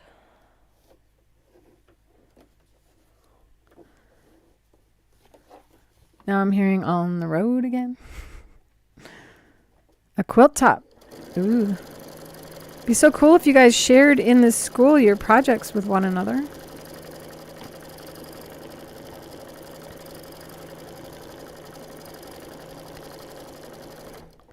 Sometimes you don't see all of the flower.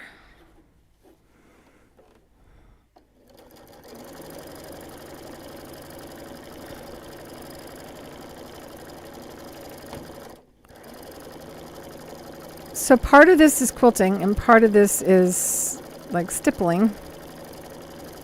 Where you're quilting, you can go back over where you've already been. But when you stipple, you don't go over where you've already... 3 baby quilts, Anne? Wow.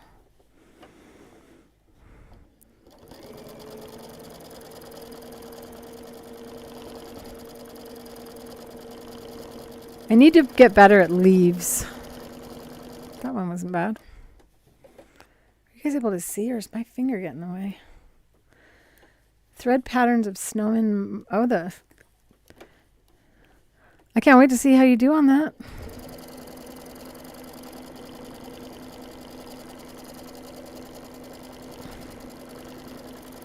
It's pretty amazing what these snowmen that I'm seeing on Facebook, things that people are carving into the snow.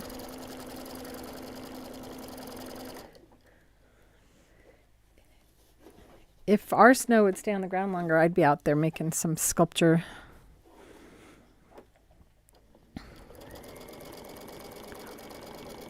Since I've already done one heart, I'll do another one.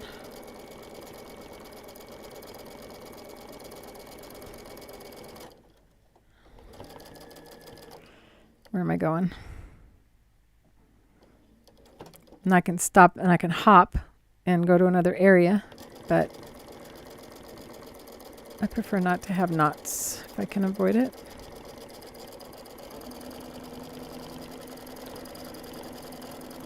Some bigger swoops so we can get this done.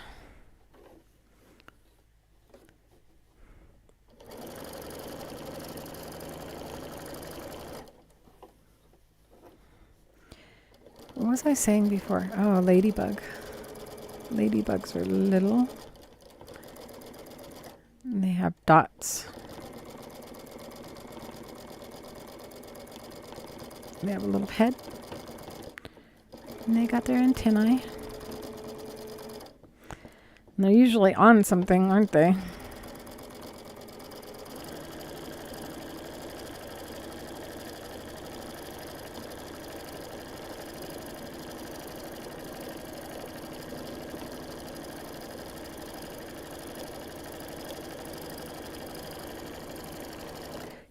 I know when I go really fast, you guys can't really see.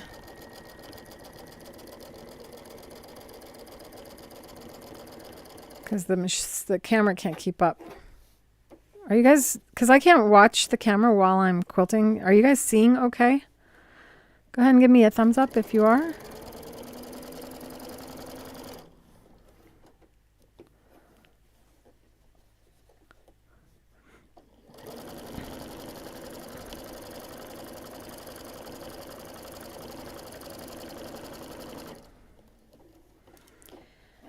I definitely need to doodle more flowers or more leaves.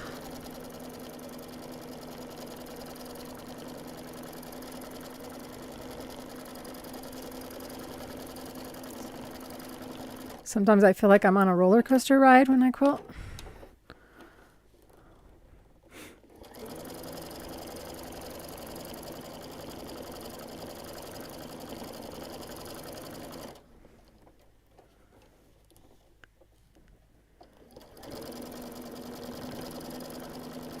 I'm just quilting all by myself.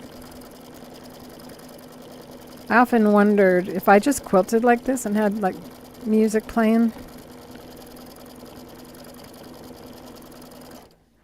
and I didn't have to talk, would you guys be interested in just watching me stitch without me talking? Because sometimes I want to go live, but I just don't want to talk. Hi, Chase. Hello, Bubby. Is it? I haven't been on for 2 hours yet, have I? Well, he barely ever demands attention. Aw. Well, it's a nice stretch. Are you bored? Careful. Careful, you clumsy boy. Yeah. Ow, ow. Oh.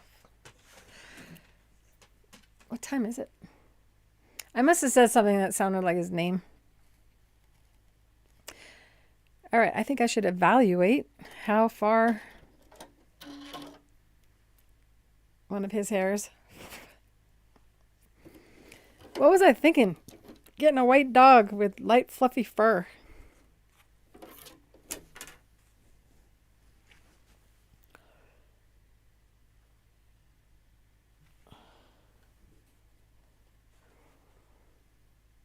Wrong button.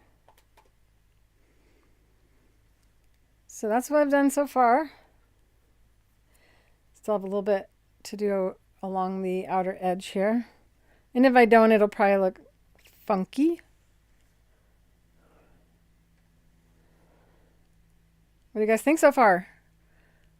It's not bad. I mean, you know, it's going to have a bunch of stuff on top of it. It's just great to practice on something like this before you go ahead and start thinking about doing it on a quilt.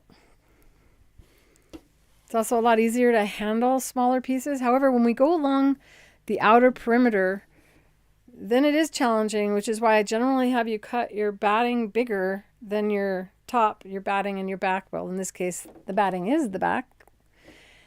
So I'm going to do a little bit along this edge so that you can see how I handle it. But I would consider quilting all the way to the edge as an advanced technique, but it is something you can do without a foot using the Octi-Hoops. I'm going to take a sip and mute myself for a second as well.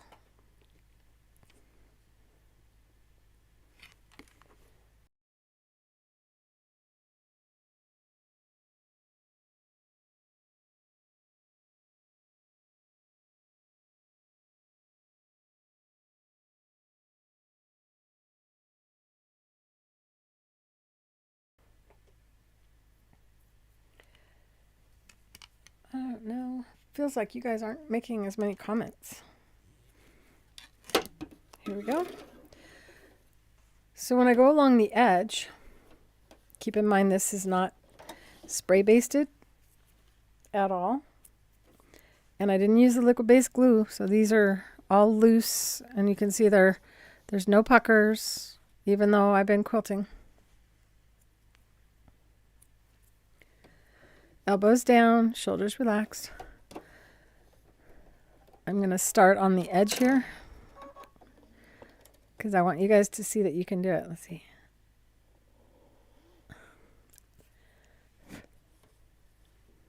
Glasses, where'd you go?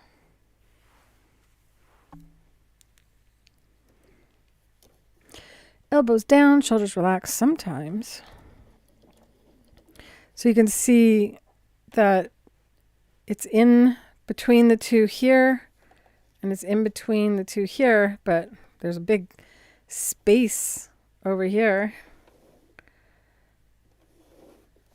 So what I do is I do a scissor hold. I put my pinky like that, and I just kind of hold it, just a little hold.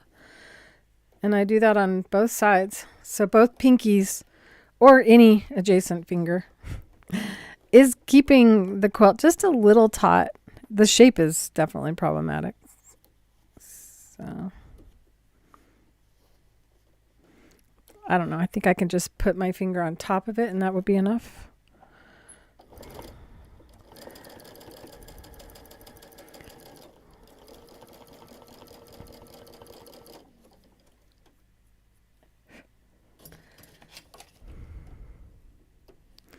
Have you guys ever tried sewing off the edge of your quilt before? Dancing along the edge? How about come completely off? Oh, you can't see as well. There, now you can see. So now you can see I'm completely off. Even now the stitch is chaining. And I can come back on.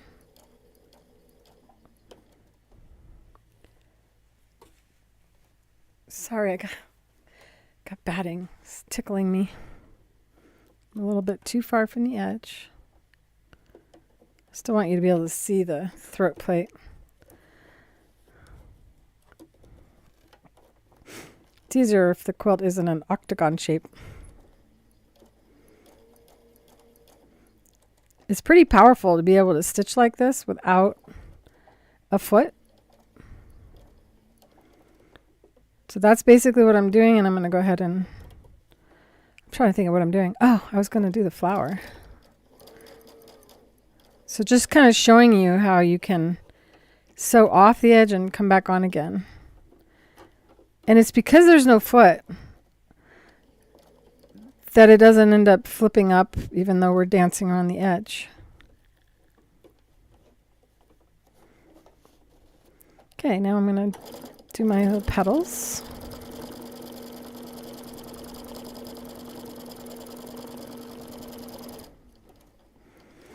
Elbows down, shoulders relaxed. It's not a race.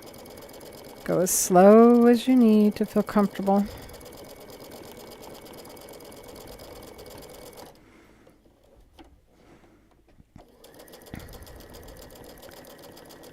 think we'll do another layer of petal.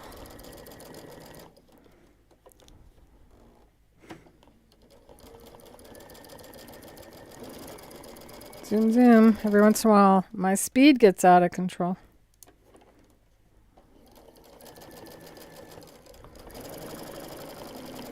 Another row, why not? Quilting with no foot and no basting and no spray baste.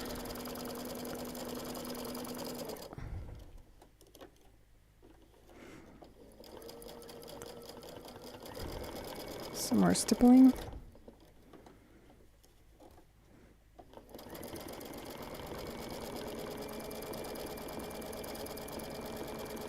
I think we need a leaf. I had this really cool leaf design. Oh, this is it. I couldn't remember how to do it.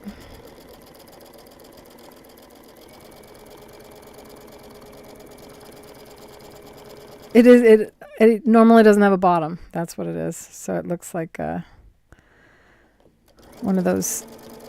It's not a Siamese fighting fish, but what is it? What kind of fish plant is that eats things? Come on, help me. I have trouble with names of things.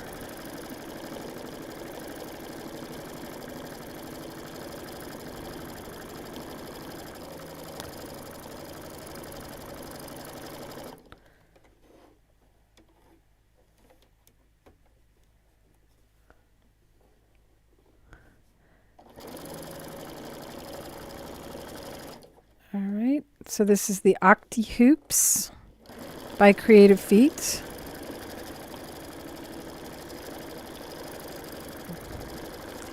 Happy Valentine's month, you guys. Would you like me to do a project next week that's has a Valentine theme?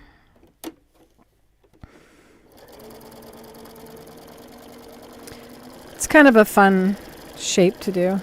Do a heart and then you come around.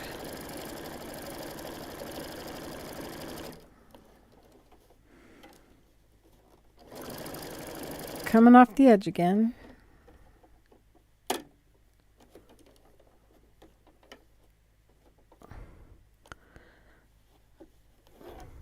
need to reposition. But notice I don't move the quilt. When I would be at a show and I'd have someone try this, and then I would go, okay, now move the hoops. And I'd put my finger like this. And they would try to move the quilt. Your brain will want to move the quilt. It's a little foreign. Maybe not. Maybe you'll just take to it like a duck to water. Yeah, this shape is just too weird. So now I'm going to keep my fingers on the quilt just so I can get out of this area. Definitely a design or a shape that you shouldn't cut to size before you quilt. Quilt first, then cut. So you don't have to negotiate around those odd angles. Do we need another animal character?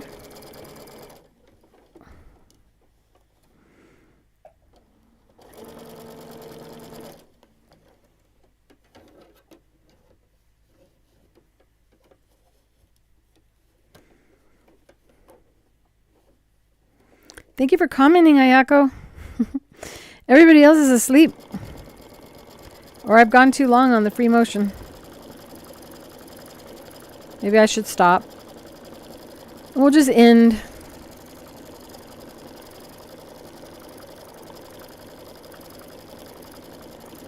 It's very addictive, though, if you haven't done free motion and not been in pain within a few minutes. This is very hard to stop.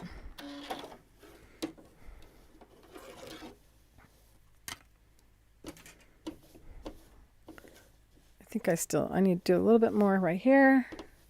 So it's not right next to the other dragonfly, so we'll do... Someone wanted me to do a butterfly the other day. I'll try a butterfly for you. And then we'll sew this thing together. Because I don't need to quilt both sides. Did you guys lose your power? Is that why you're not talking?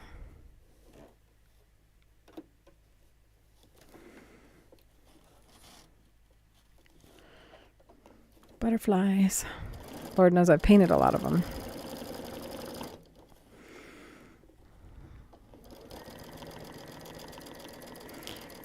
I think I'll make his antennae more than just a line.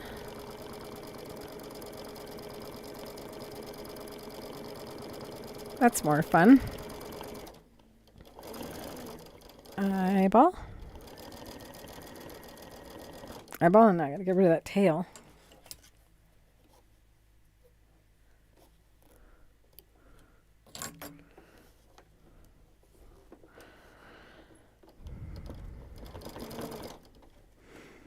Butterfly bodies.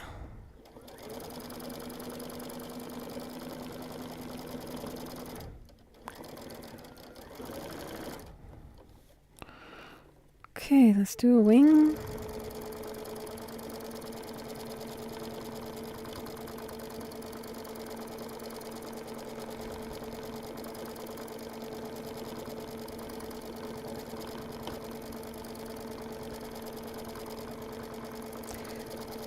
Haven't done this before on a quilt, so had to be quiet.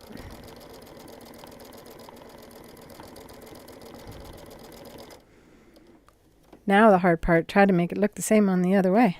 Hi, Donna. You know, I wasn't good in the beginning. I should pull out some of my first stuff so you guys can see how it was difficult for me as well. Just because I invented the hoops doesn't mean it was immediately easy. The battle is getting yourself to not push down against the handles and the hoop. Learning to trust that the quilt's going to stay there. We're so used to things not staying put. Hey, I did it. Did a butterfly. Does it need another section back here? All right, I think I'm done. I don't want to be done though. I'm having so much fun.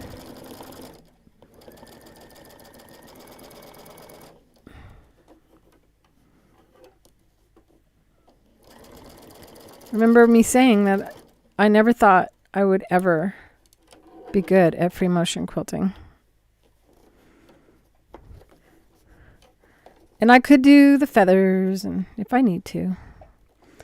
But when the world is open to you, why just do feathers?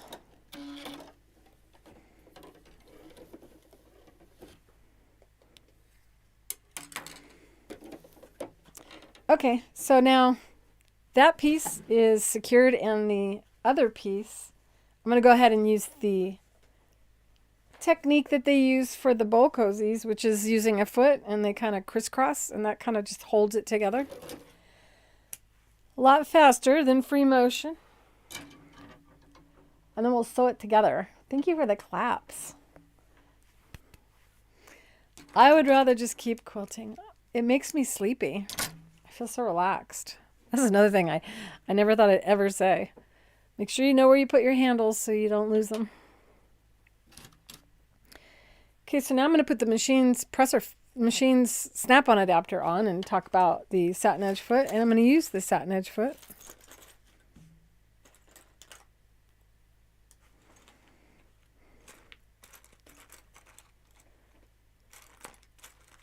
If you have a Bernina sewing machine, you can attach our feet as well, if you're wondering, and Genomes and 10mm, 9mm machines, industrial sewing machines. I'll explain. So if your sewing machine has a snap-on adapter or a snap-on function, you may not know it's called a snap-on adapter, then you can snap it right onto our foot. If your Snap-on adapter is either too skinny in the case of some Singer sewing machines or too wide in the case of machines that have an even feed or feed dog mechanism built on.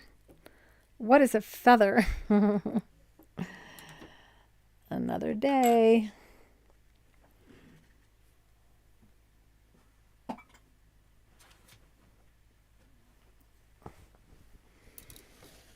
This is micro quilting, and I got some itty bitty feathers on here for you so you can see. That's a feather. See how teeny tiny it is? So you can do them large or itty bitty. This is something that I did years ago. You can see how close you can quilt and how small you can write. This is very small. If I can give you a comparison. I think you can tell based on my finger. You can see how little micro is right there. This would be extremely difficult without our Octi-Hoops. And you can be pretty intricate and do designs like that. And you can just quilt with nothing but hearts, which is a lot of fun.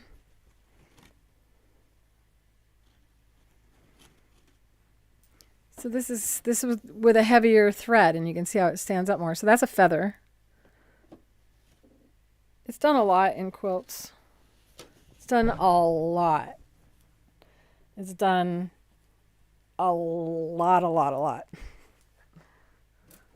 I tend to not like to do the same thing as everybody else. So each of the creative feet also come with adapters that make them fit or help you attach them to all sewing machines. We got a low shank adapter. Oops, I thought I changed cameras. We got a little low shank adapter, Singer slant adapter.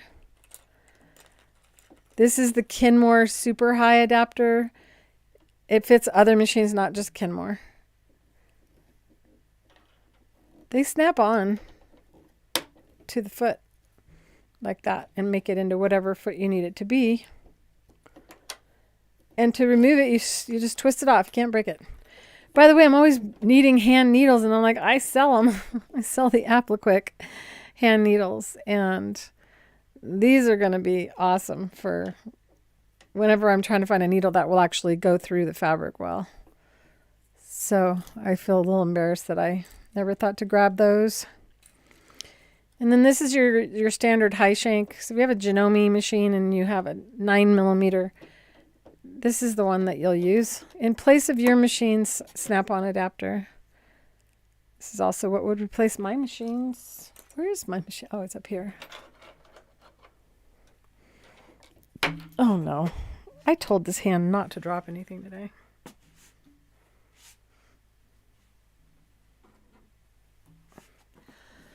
So what your goal is to find the adapter that is closest in height and angle to your sewing machine. Unless it's the right size, then you can just snap it on, which is what I'm going to do here. This is how it goes on a Bernina. One way. And we have more than one design of these. This is the newer version of the Bernina. It's squared off on the backside. And this is the older version. So before machine embroidery, this adapter, so if you have a really old Bernina, you can do it as well. And they go on like that. You want to take something off, you can just twist it off. You can't break it. They're warranted for life.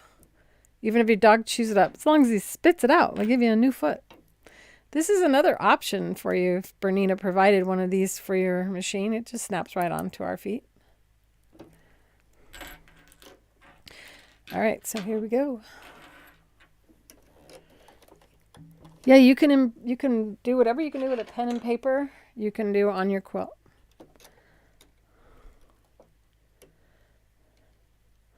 I did one quilt where I did hearts, and then I wrote love and kindness and gratitude. So lots of hearts. And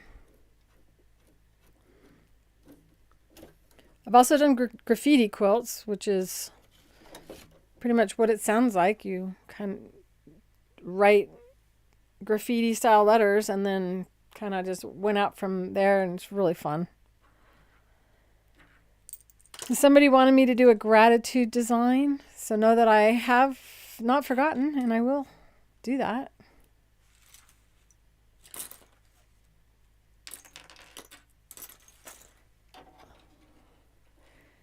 I don't know why this angle, you can't see the whole machine. Oh well. The machine is big. When you put your machine snap-on adapter back on, make sure you use your screwdriver to secure it in place. I tend to forget. Yes, our feet are warranted for life.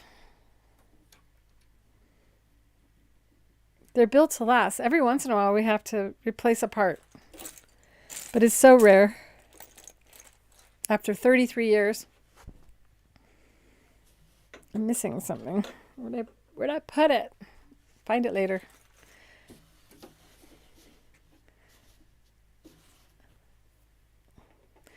All right, so now I'm going to, you can just stitch across, whatever you like, really. I think I'm going to go from point to point. And the Satinedge Foot, as all three of the creative feet will glide over the surface of your fabric. Oh, feed dogs must be up though. Okay, so feed dogs are back up, and I'm going to increase my stitch length, take it to 3.5, and I'm decreasing my thread tension to a whole number lighter than normal. Because the longer your length, the more likely you are to have it pinch the fabric together or gather your fabric. So I'm taking it down even lower on the tension, so it's less likely to do that. This is not going to be experiencing any stretch. And I'm aiming for the other corner with my hands beneath the quilt, cradling it. Unlike a lot of people tend to do this. So what's a gratitude design is a design that has gratitude, like the word gratitude, worked into the design. So perhaps I'll do an applique.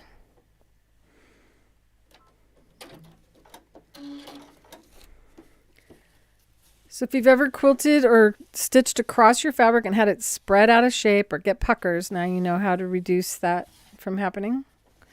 And I'm going to crisscross now. I'm going to go to this corner and that corner. You could fold the fabric and press to do a better job.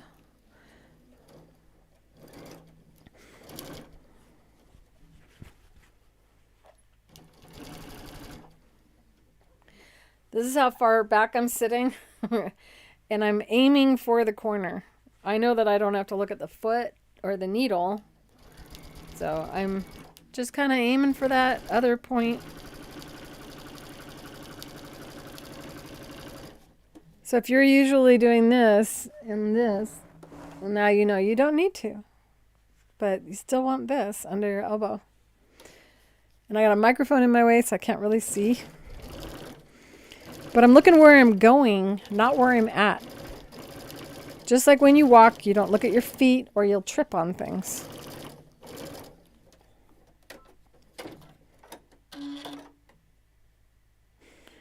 How do I stitch it straight without, well, now you know.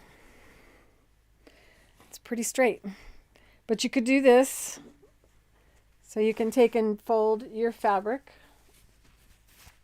See? So you can see, I don't know if one of the lights is too bright. See how straight that is? Now what I'm going to sew. Now I'm going to sew from this side to that.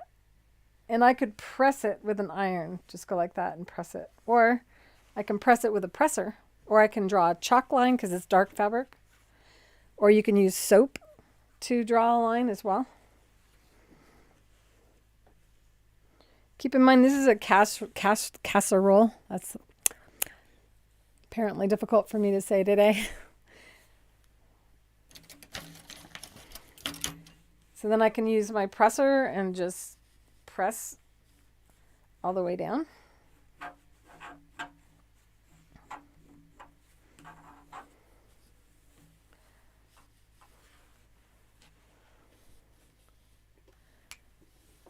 So when you press with this, it creases the fabric and creates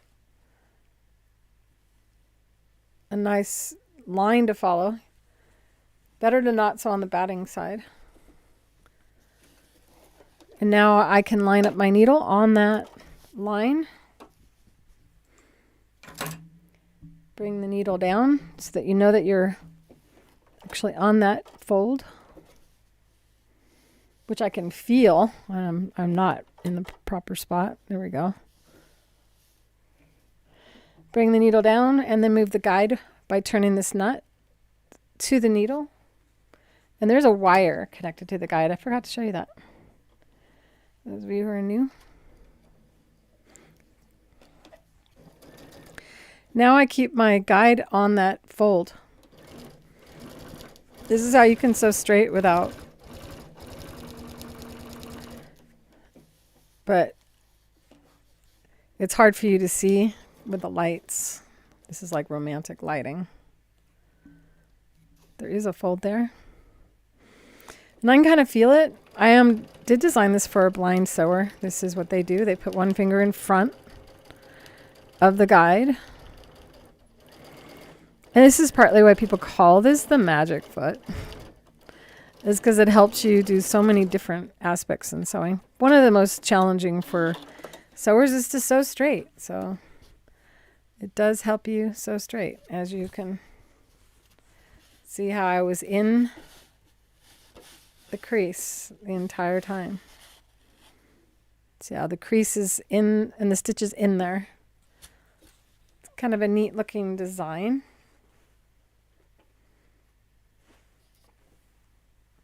So now I have to fold this side and draw, so from that side to that side. It's okay, you're not late. Allison, you're the one with sewing with trifocals. I love that name. I sew with trifocals. Well, I don't. I probably should. I have trifocals. Even though I glued this, I glued it wrong. So now it doesn't want to move because I glued it wrong.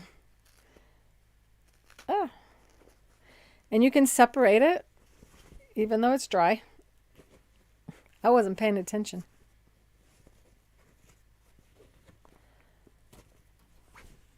Oops.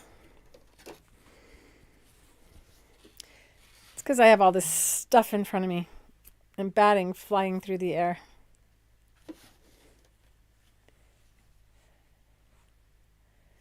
You usually build a bowl cozy the same way. You do two sides like this. Each side has its own batting.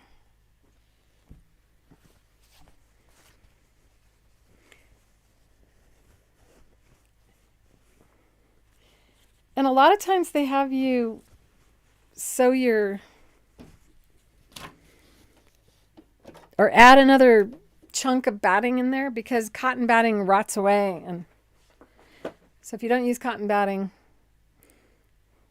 or a natural batting, bamboo is natural, but it doesn't disappear. It's amazing how well it holds up. Another way to help you sew straight is to use your fingers once you know you're in the proper position. As long as you cut your fabric straight, you lock your fingers like that and put your hand down on the table. And then you can look at the camera while sewing across. Once it now is no longer straight, now it's got this angle. Let's see. There. So now it has like an angle. Now I have to pay attention again. And this is when it's good to have it folded, which I didn't do this time. So what you see me do now is I'm winging it. Because it's not a garment.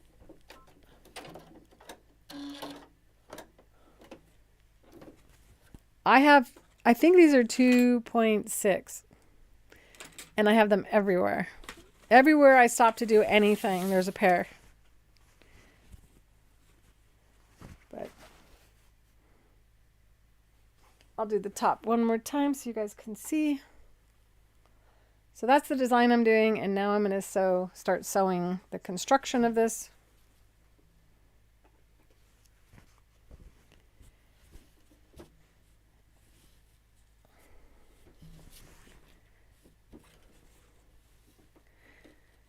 And as I mentioned, I am going to do a pattern for this. So right now I'm quiet because I'm trying to think.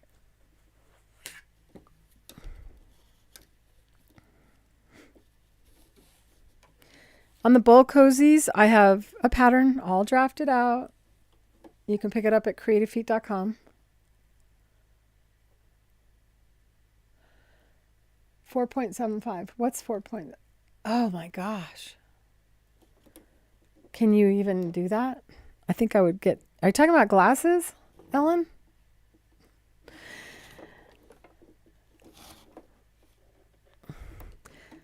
So I'm going to take this to 2 inches and draw a line.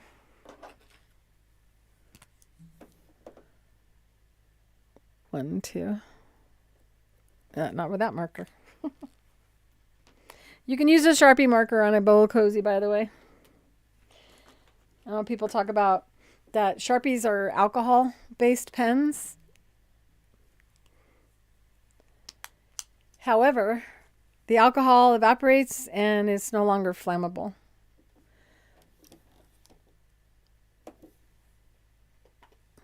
So 2 inches up, and then we're going to swing it over. Oh, I all of a sudden got an accent. Oh my goodness. And a dot there, and then we just draw a line across. No, I'm designing this as we go, trying to remember what I do when I do my bowl cozies. I'm already set, and you should wait a little bit. Wait for the smell to go away. Or you can end up with marker on your Satinedge Foot guide.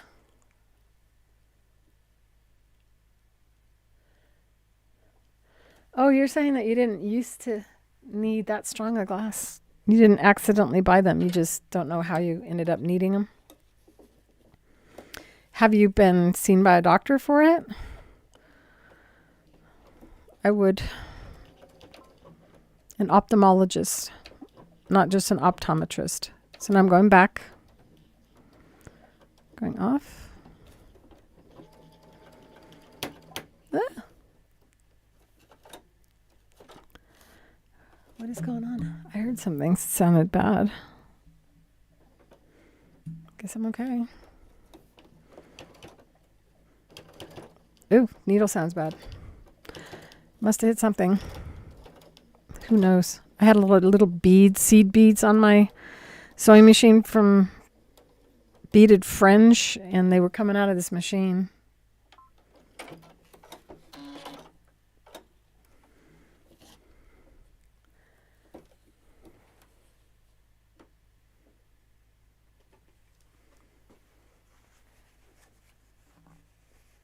And this is how you can tell how deep it's going to be.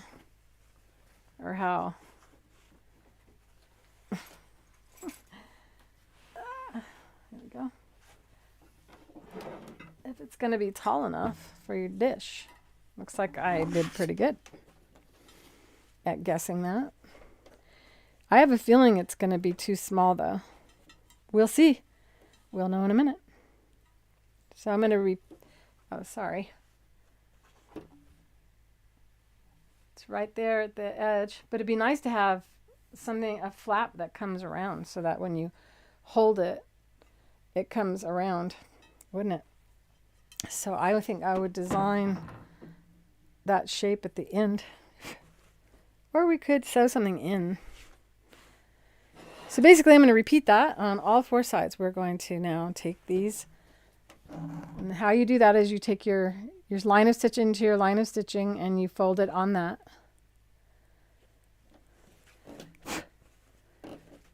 Oh, it's batting. No whining, Claire, no whining. And the secret to this working is making sure that you're you're always starting on the inside and working your way out. So you will flip it over and draw your line on the opposite side of that one. And you do that so the foot behaves better. But you know what I did by stitching it that way? I gave myself a stitching line guide. I know exactly where to sew, right on my stitching. Oh man, I wish I could say I thought of it. These are the moments when you know there's a God. I don't have to use a marker.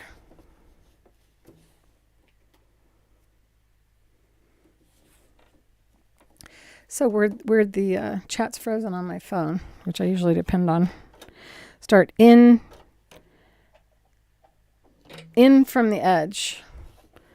And some people have you cut first. I would not do that. Cut after. So much easier for the sewing machine foot to be level. Looking at that stitching line, keeping it right along the edge of the white guide, and the wire is where the needle is. I mean, it lines up your needle perfectly so that you stitch right back on where you already were. And I don't think I showed you the wire. Hi, Veronica Savage. Yeah, I had a friend in school named Veronica Savage. Are you that Veronica Savage? Are you my friend from middle school?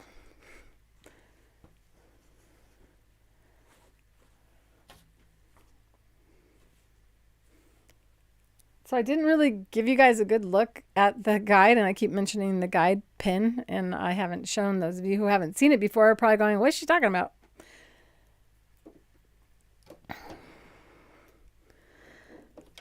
So in the connected to the white guide is this little guide pin. It's actually a piano wire. So Donna, are you watching? Still there? Oh, she had to go. That's right. But you can turn the nut and move it in any direction you need. If you ever bend this, sometimes we do. Then you go like that. I'm 59, Veronica. You just kind of bend at the end, push on the end to bend it back into position. Don't grab pliers because then you can bend it permanently. If you ever bend your wire and you can't get it straight, just let us know. We'll help you acquire another guide without you having to pay for it. We just have you pay the shipping.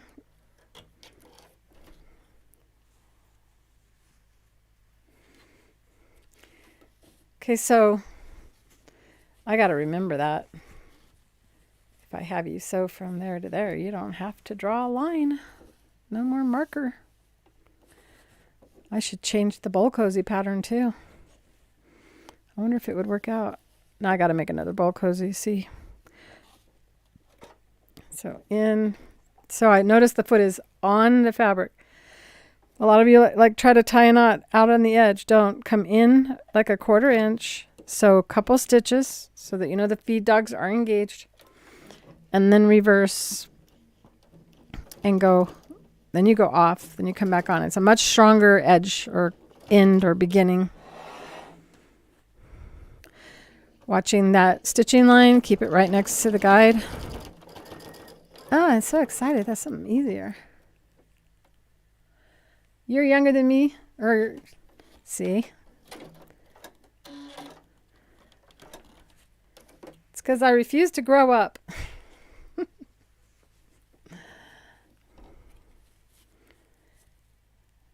Up close and personal, you can see my wrinkles. So this one is not, the stitching line is not there. It's on the other side. And I really don't, oh, it works out. Oh well. It's a great thing to know.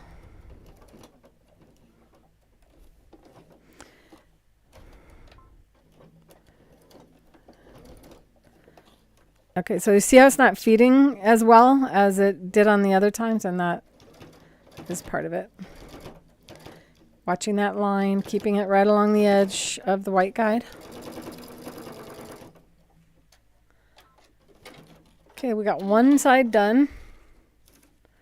Now I can check and see if this is going to fit inside. And And I know it's not. It's going to be too short. Because I didn't have this in the office when I was designing the pattern. So that will be in the pattern. You'll be adding length for however long of a, but it's the right height.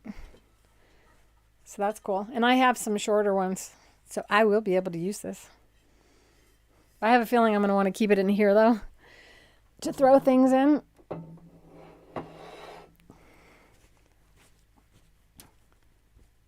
It's like the top of a box that holds paper. It's like an 8.5 by 11 size. But this is the outside. This is the inside, the part that I quilted. So now I'm just going to do the same thing, but I don't have any stitching lines. So I'm going to have to mark it. But I'm going to show you another way of marking. Because there's always more than one way.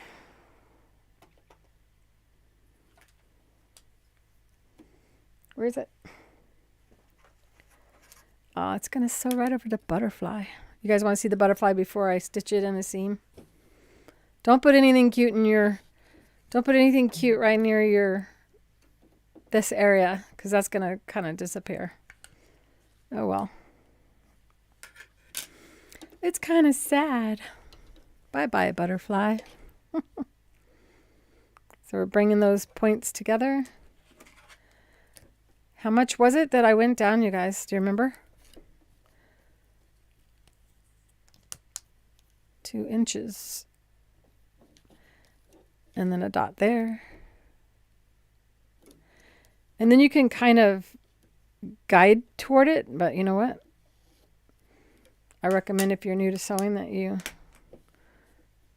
don't do that. And I did it on the wrong side. I should have the line on the other side. So in, start in a bit.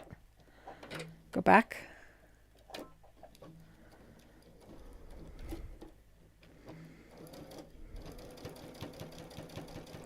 Keeping my guide along the edge of that line. Back on. Oh, why this other thing is frozen. But it's not too bad. You can still kind of see the butterfly coming out of there. Feel free to ask questions. This is a good time to ask questions, as I've already shown you how to do it, and now I'm kind of just on repeat. A little boring. And what I was trying to say before is it's better to start on the fold and then head toward the edge, not the other way.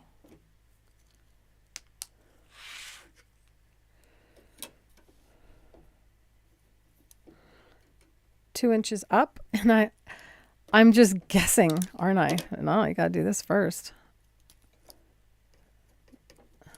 Gotta know where 2 inches is. And that's how tall the item is that you're trying to make a cover for.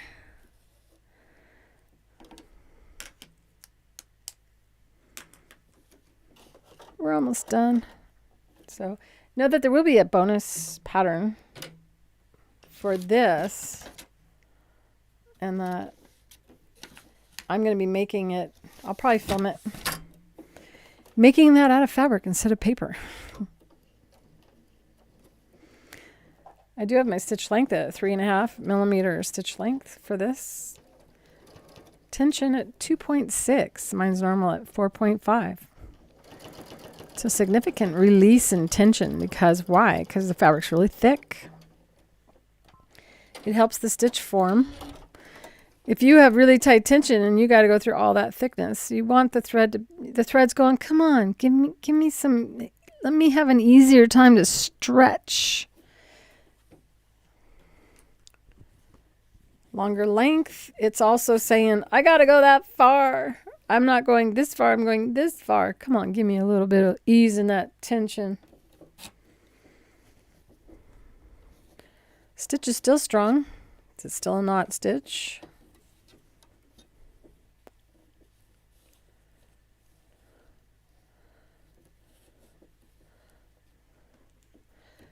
Yeah, bowl cozies and Lots of things like this. This is a what you call a fake gusset on a purse or a bag. Got to go up that 2 inches. And a lot of times we leave the extra fabric in a bag.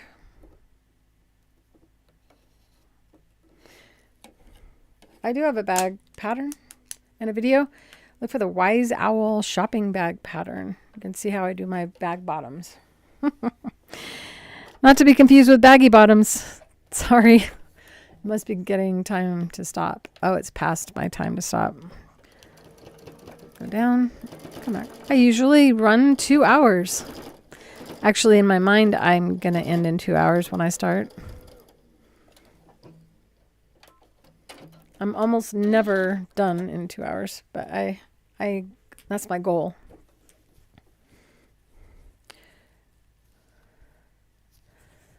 Two inches up on the folded side.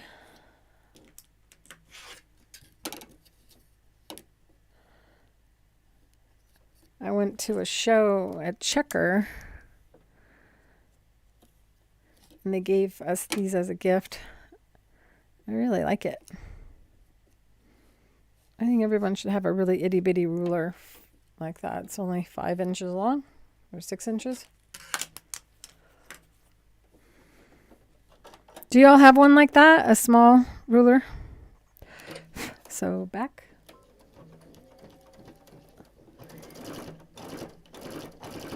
All right, time to sew them together. You know what? I'm not going to make any flappity flaps because I just want to sew it together and then be done with something.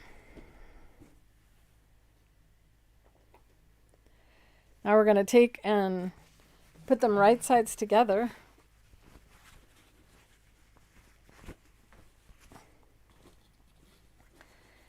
And since I do know that I sewed it right, correctly, although it's almost square, so I could have this in the wrong way, which I think I do.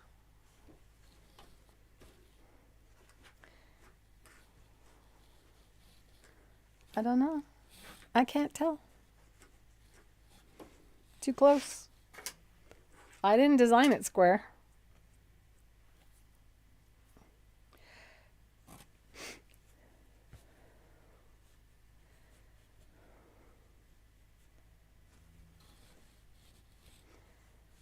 Come on. Oh boy. I didn't think this would be difficult. That seems to fit better.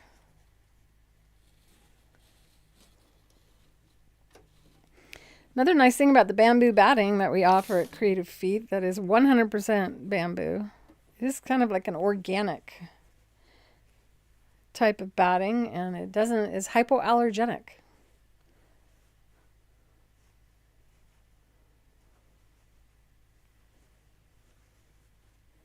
All right, I have it in there correctly. So now we're going to use clips. And I have these two little ones that look like miniature clotheslines. I'm going to position it away from a focal point. So not near the dragonfly or the ladybug or the butterfly. Somewhere where people's eye won't be focused on the stitching. And that's where I'm going to have my closure, even though it'll be a good closure.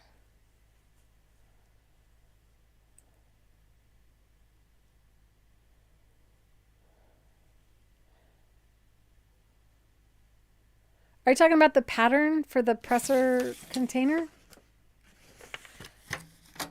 Oh, pressure. So the word presser and the word pressure are two different things used to discuss the presser foot pressure. And I didn't even adjust it, but I think it's set really light. Yeah, it's set for 1. The pressure on the presser foot is set for 1, which is as light as my machine will go. And my thread tension is what I was talking about. Because my stitch length is really long. I have my stitch length at 3.5, which is really good for going over batting. And then the stitch tension to help the sewing machine achieve that long stitch without pulling the fabric together is down 2 tension settings. So I went from 4.5 tension to 2.5. This all is the same for the bowl cozy. Yes. And on my bowl cozy pattern, I have a thumb spot for you to put your thumb, which is easier if you have physical challenges, but it also makes your bowl more stable in your cozy. I tried making 2 thumb holders, and it did not work as well. So this is part of my pattern. I help you to learn about that. It makes it so you can, if you've ever carried a bowl, you probably know that you usually have to be really careful. So that's done the same steps as I'm doing here, pretty much. We're just making it bigger. And I'm designing a pattern at the same time. And I was asked to design this pattern by members in the school. And I was like, well, I may as well design the pattern while you guys watch. Because it's my show and I can do whatever I want. So now I have my corners and we have all this extra fluff, these loops. And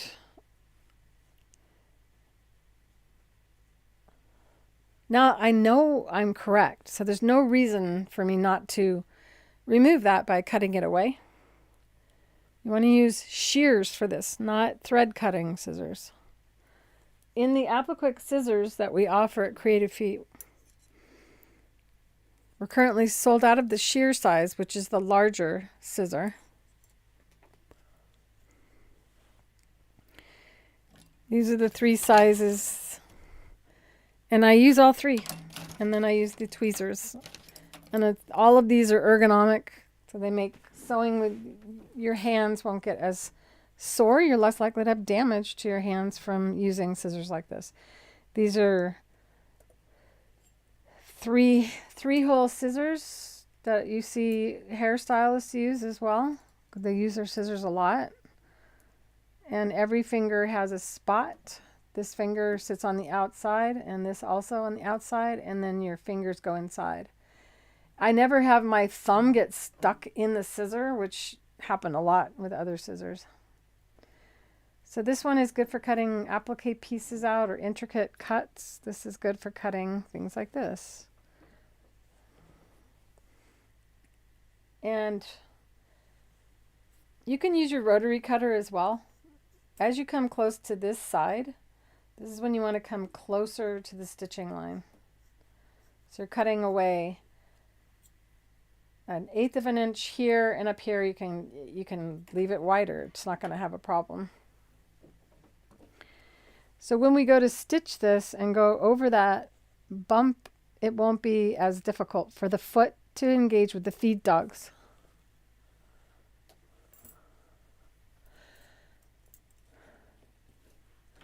There's a lot of different things that are spoken in sewing that are very confusing, so just know that. One of the things that are, it's because they use the same term for different things, like a ruffle. A ruffle and a gather are verb and a noun. So the act of gathering your fabric is a verb, right? It's an action thing. And you gather both a ruffle and a gather. So it can be confusing. I'm going to use my other shears because these are capable of heavier without risk of damaging the blade. So what's the difference between a gather and a ruffle, you guys? I've said it before in here, I think. Come on, somebody come up with the answer. What's the difference between gathering and ruffling? Come on. They both end up a ruffle. You gather both your fabric is gathered in both techniques, but they're not the same thing. And they end up the same, but not the same at the end. And what makes them different from one another?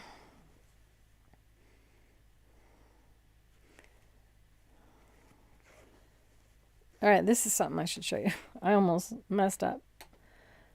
So I have 2 stitching lines here, and I almost cut here, but this is the stitching line. So I stuck my finger in there and went, ooh, I almost cut wrong.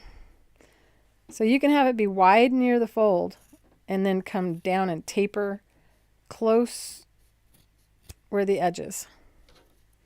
You can do that on all 8 corners because we have 2 pieces of fabric and each side of each has a... Nobody's answering. Doesn't that make you feel better, Ayako? Know this, when I'm at a show and I'm talking and there's teachers around, they all have the same reaction. They go, I don't know, and I don't care. There we go. So a gather is adjustable and a ruffle is not, but they both end up a ruffled piece of fabric that is gathered up and used as ruffles, or sometimes you use it for easing. Because easing is using gathering to adjust between 2 points so that you can ease the fabric to fit in between in a seam that is not mathematically the same. Easing is usually one that people all have a different name or description for as well.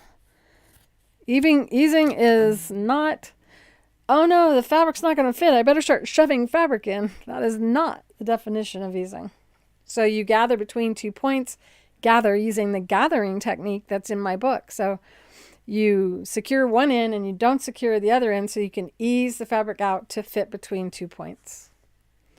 If you use a ruffler, well, those are really fun to watch and they automatically just gather the fabric up. They actually lock the fabric in that position. So if you go to sew a pillow and you want to have your ruffle be the same as the straight parts around the corner, you can't get it to work with a ruffler as your foot. You need to use the gathering technique, which is one of the things my pearls and piping foot does. I know. You wouldn't imagine a pearls and piping foot be a gathering foot, but it is. It gathers fabric all the way up. All right, I'm ready to stitch around. I'm going to take some of these triangles here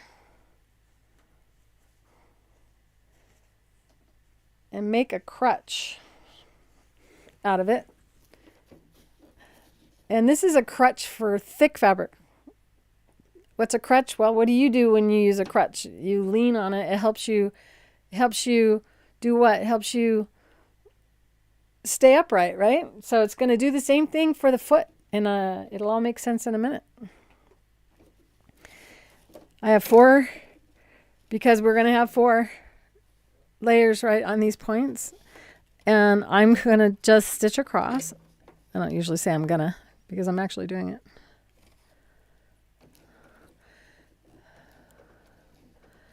Oh, I was like, it looked like you wrote my sugar, not my serger. So serger has a E, S-E-R-G-E-R.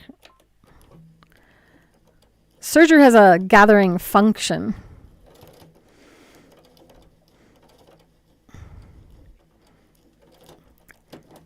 There we go. So now I have these sewn together, and it's going to be just handy for me as I go around this.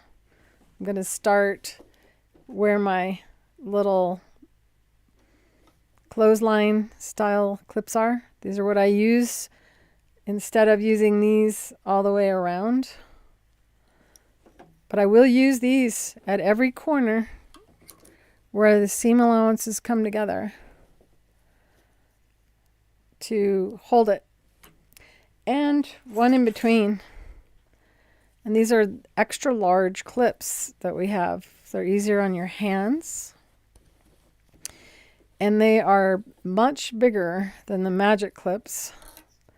It's like the Magic Clips little sister. See how much smaller those are? That's really hard on your hands to push open. These are real easy to push open. And because it has such a big mouth on it, compared to that, it can go over your 4 layers much easier.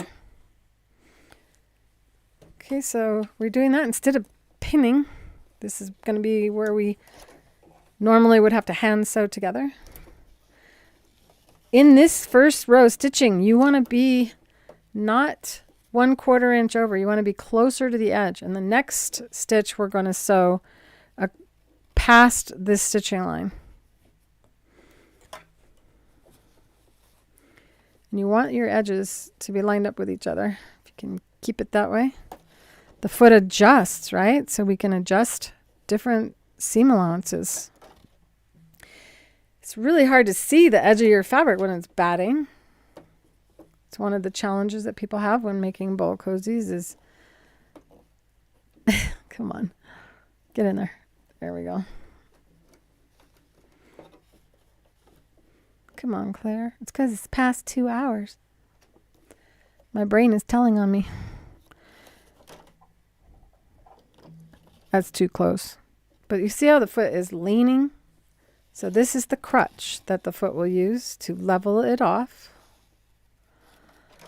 Now the foot is level, a lot easier. However, I'm still too close, I think. Let's see. It's kind of close. I think I'm going to go a little bit further away. And I can move my needle as well to the left. We just want to be within smaller than 1/4 inch. And now it would normally have struggled to go over that, but the crutch and the length of the stitch being longer and what was the other thing? Oh, the fact that I graded that join. I'm not pushing the fabric through, I'm pushing toward the foot. So the foot pushes back the other way, and that's what keeps you accurately distance away from the edge. My elbow is resting on the table on my little elbow pad so my elbows don't get sore. Everything's in a resting, relaxed position. I can't get my face real close to my needle because I have these two things in front of it.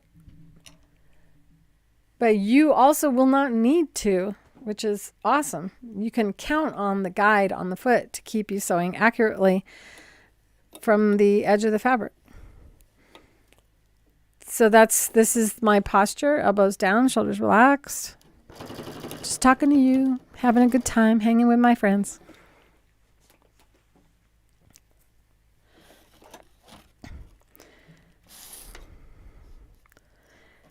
Keeping the crutch to level off the foot.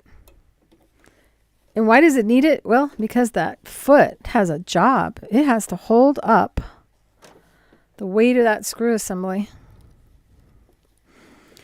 If you have a walking foot and you want to use your walking foot and you like your walking foot and you're happy with your results, by all means, you're welcome to do that.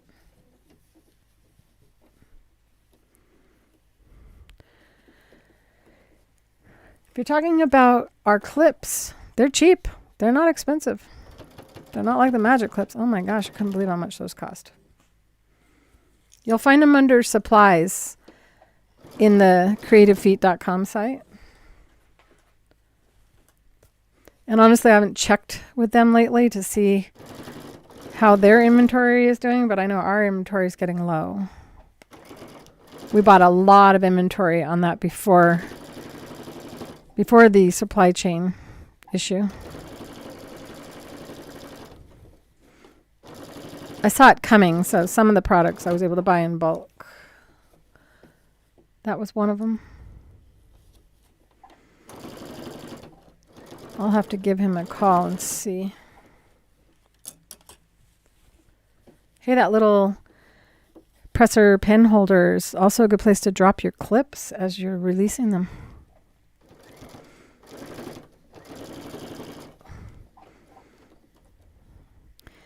Keeping an eye on the edges, making sure the fabric edges are lined up. Don't push the fabric through because you'll stretch, and the bamboo batting has a little stretch to it, which is great. We want that stretch. We just don't want it to stretch until we're done. Coming up on the ending clip, telling me to reverse.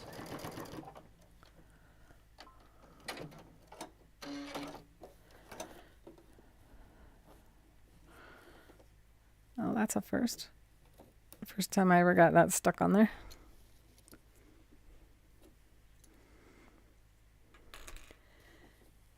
Time to turn it right side out. It's another boring part. And one of the things that makes it a lot easier is the presser. First thing I'm going to do is reach in though. We got fuzzies flying in the air. I always do this and go, if we filled that with batting or with, if we filled it up with fiberfill, what would we have? And because I'm always thinking, how can we use a pattern more than one way?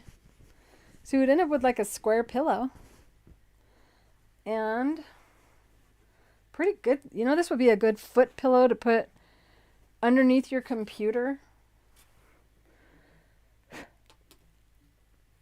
And wouldn't that be a nice pillow for under your computer to put your feet on? Ooh, I might use it for that. No, I won't, because that's not what I designed it for. So now we're going to push. Yeah, that's the way I designed it. All right, so we use the presser to form our corners. Instead of your finger. I also want to press along this edge here. Show you.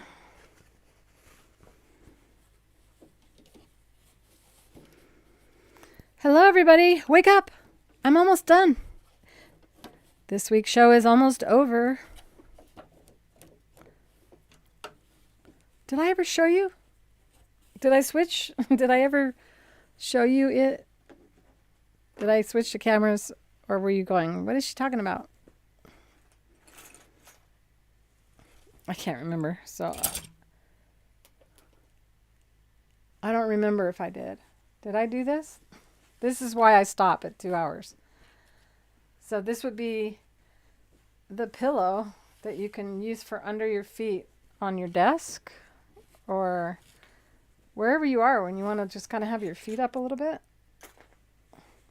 And it's like a half and half pillow. Kind of cool. Okay.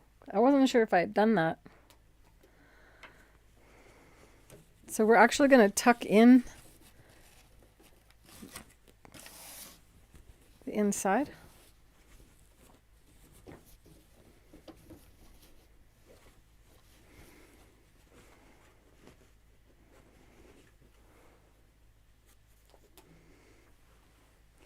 And if my casserole dish was the right size, I actually have one that's this size. It's a white one and it has a lid. It's close to it, maybe not exactly it, but that's why you measure.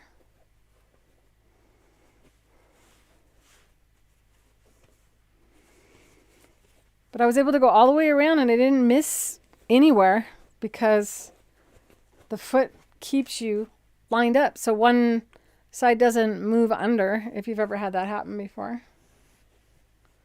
This is just a little too big. Just a little bit too tight. It's last year's garment. Before we sat around too much. That's what it's called, Pyrex, right? They're white and they have glass lids. They're really pretty. And this is when you want to get your iron out as well and kind of press it. But I really want to end, so.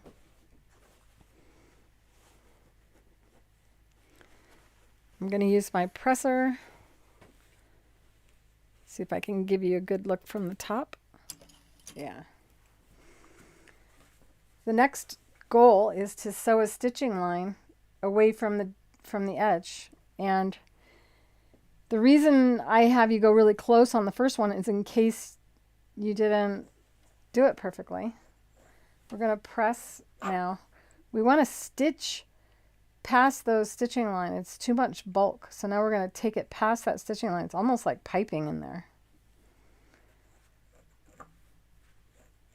and you can press with my presser to get a really crisp, even. So you want it to be lined up the same on top and bottom. Does that make sense? Can also use my purls and piping foot to stitch this around, as it kind of does feel like piping in there. I can't remember if I did that in the ball cozies. Do any of you remember? Corelle. Corelle is another one. I still have my curl bowls. I love these. They never break. It's really hard to break one of these. Hey, look, made in the USA. Whoop, whoop. What does it say? No stovetop or broiler. Break resistant.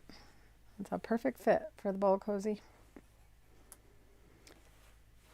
So for closing this up, we fold it over and fold it over and glue it closed with the liquid-based glue. And then we're going to stitch all the way around. And what I'm going to do, because I'm getting really tired and hungry, is I'm going to stitch a little bit where I've already pressed, and I'm going to finish later. So you have two options for sewing. You can use our Satinedge Foot, which is the most reliable, really, for this. You want to move the guide to the right, and you move your needle to the left, and we can stitch past it. Actually, we don't have to stitch past it. I'm thinking of another thing that I make. But now that I have set it to stitch past it, my stitch length is different now. My stitch length is 2.5. I shouldn't be doing that. Should have it back to the 3.5. But now that I've started, it's kind of like too late. I have to rip it out. You could use the purls and piping foot for this, yes. Let me see. I'm going to back stitch a little bit. And I'll switch feet, kind of show you.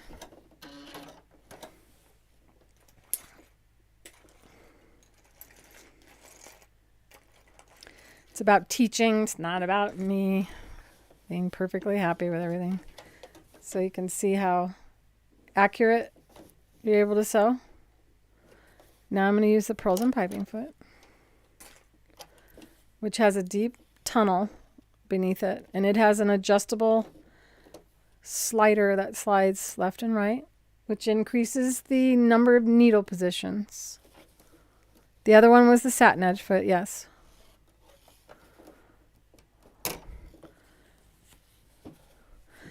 So in this case, it's perfect. It just rides right over that bump. And I need to make sure the needle's going to come down where it looks like it's lined up perfect. I can't tell. I got too much stuff in my way. It's right near Dragonfly where people are going to pay attention.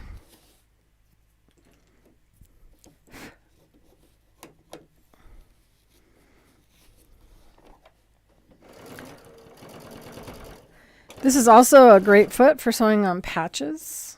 So if you have some patches to sew on Girl Scout uniforms or anything else, baseball caps. In fact, I do have a video on sewing on patches that I need to edit. My friend has a leather vest and he's all, can you show me how to sew patches on? And I'm like, I'll film it so that I don't mind sewing your patches on. So one day I'll have that edited and be able to show you. This is perfect for this. I'm not having to hold it as much.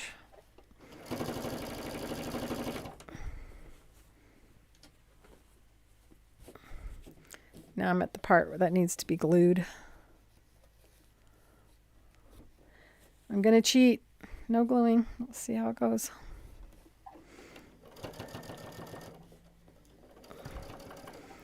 I can't do that. I have to glue. I have to stitch. Can't remember what I'm doing wrong, but I'm doing something wrong right now. The needle must stitch through all 4 layers here. So what I'm going to do is I'm going to go around this thing twice. That's what I'm going to do.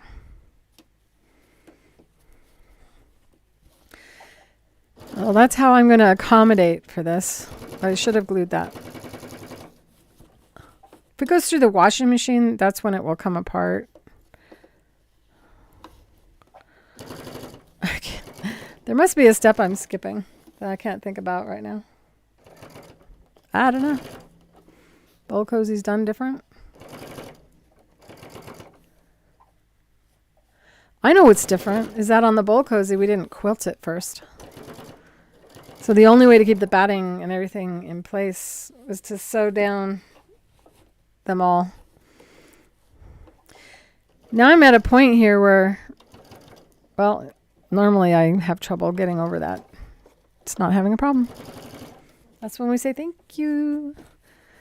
Hey, we didn't have gremlins today. We had angels. Look at that.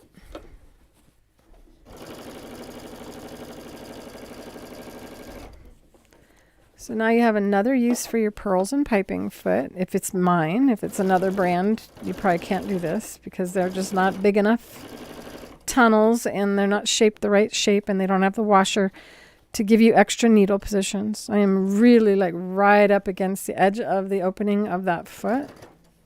See if I can show you.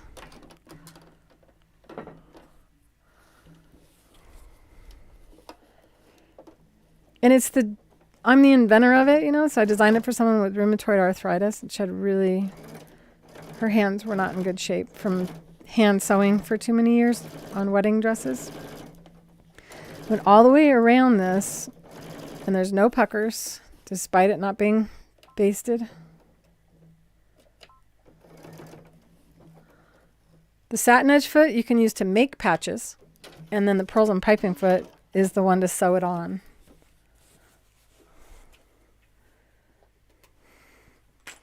I can't believe Tinkerbell slept through the whole session and she was in here like 2 hours before I started. She's sleepy.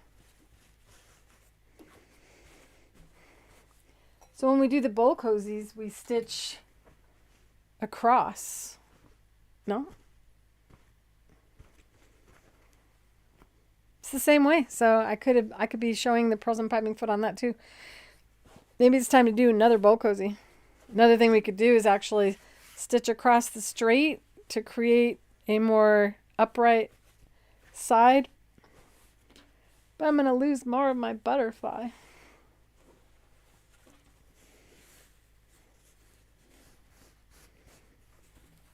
That would be a pearls and piping technique as well. Ding. That's the sound of the show ending.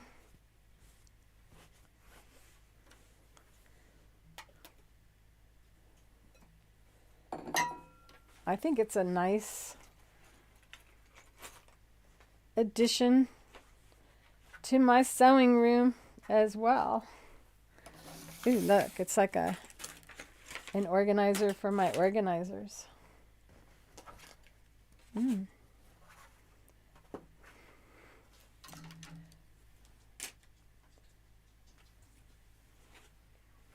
With vinyl inside, it would be even more stable. There we go.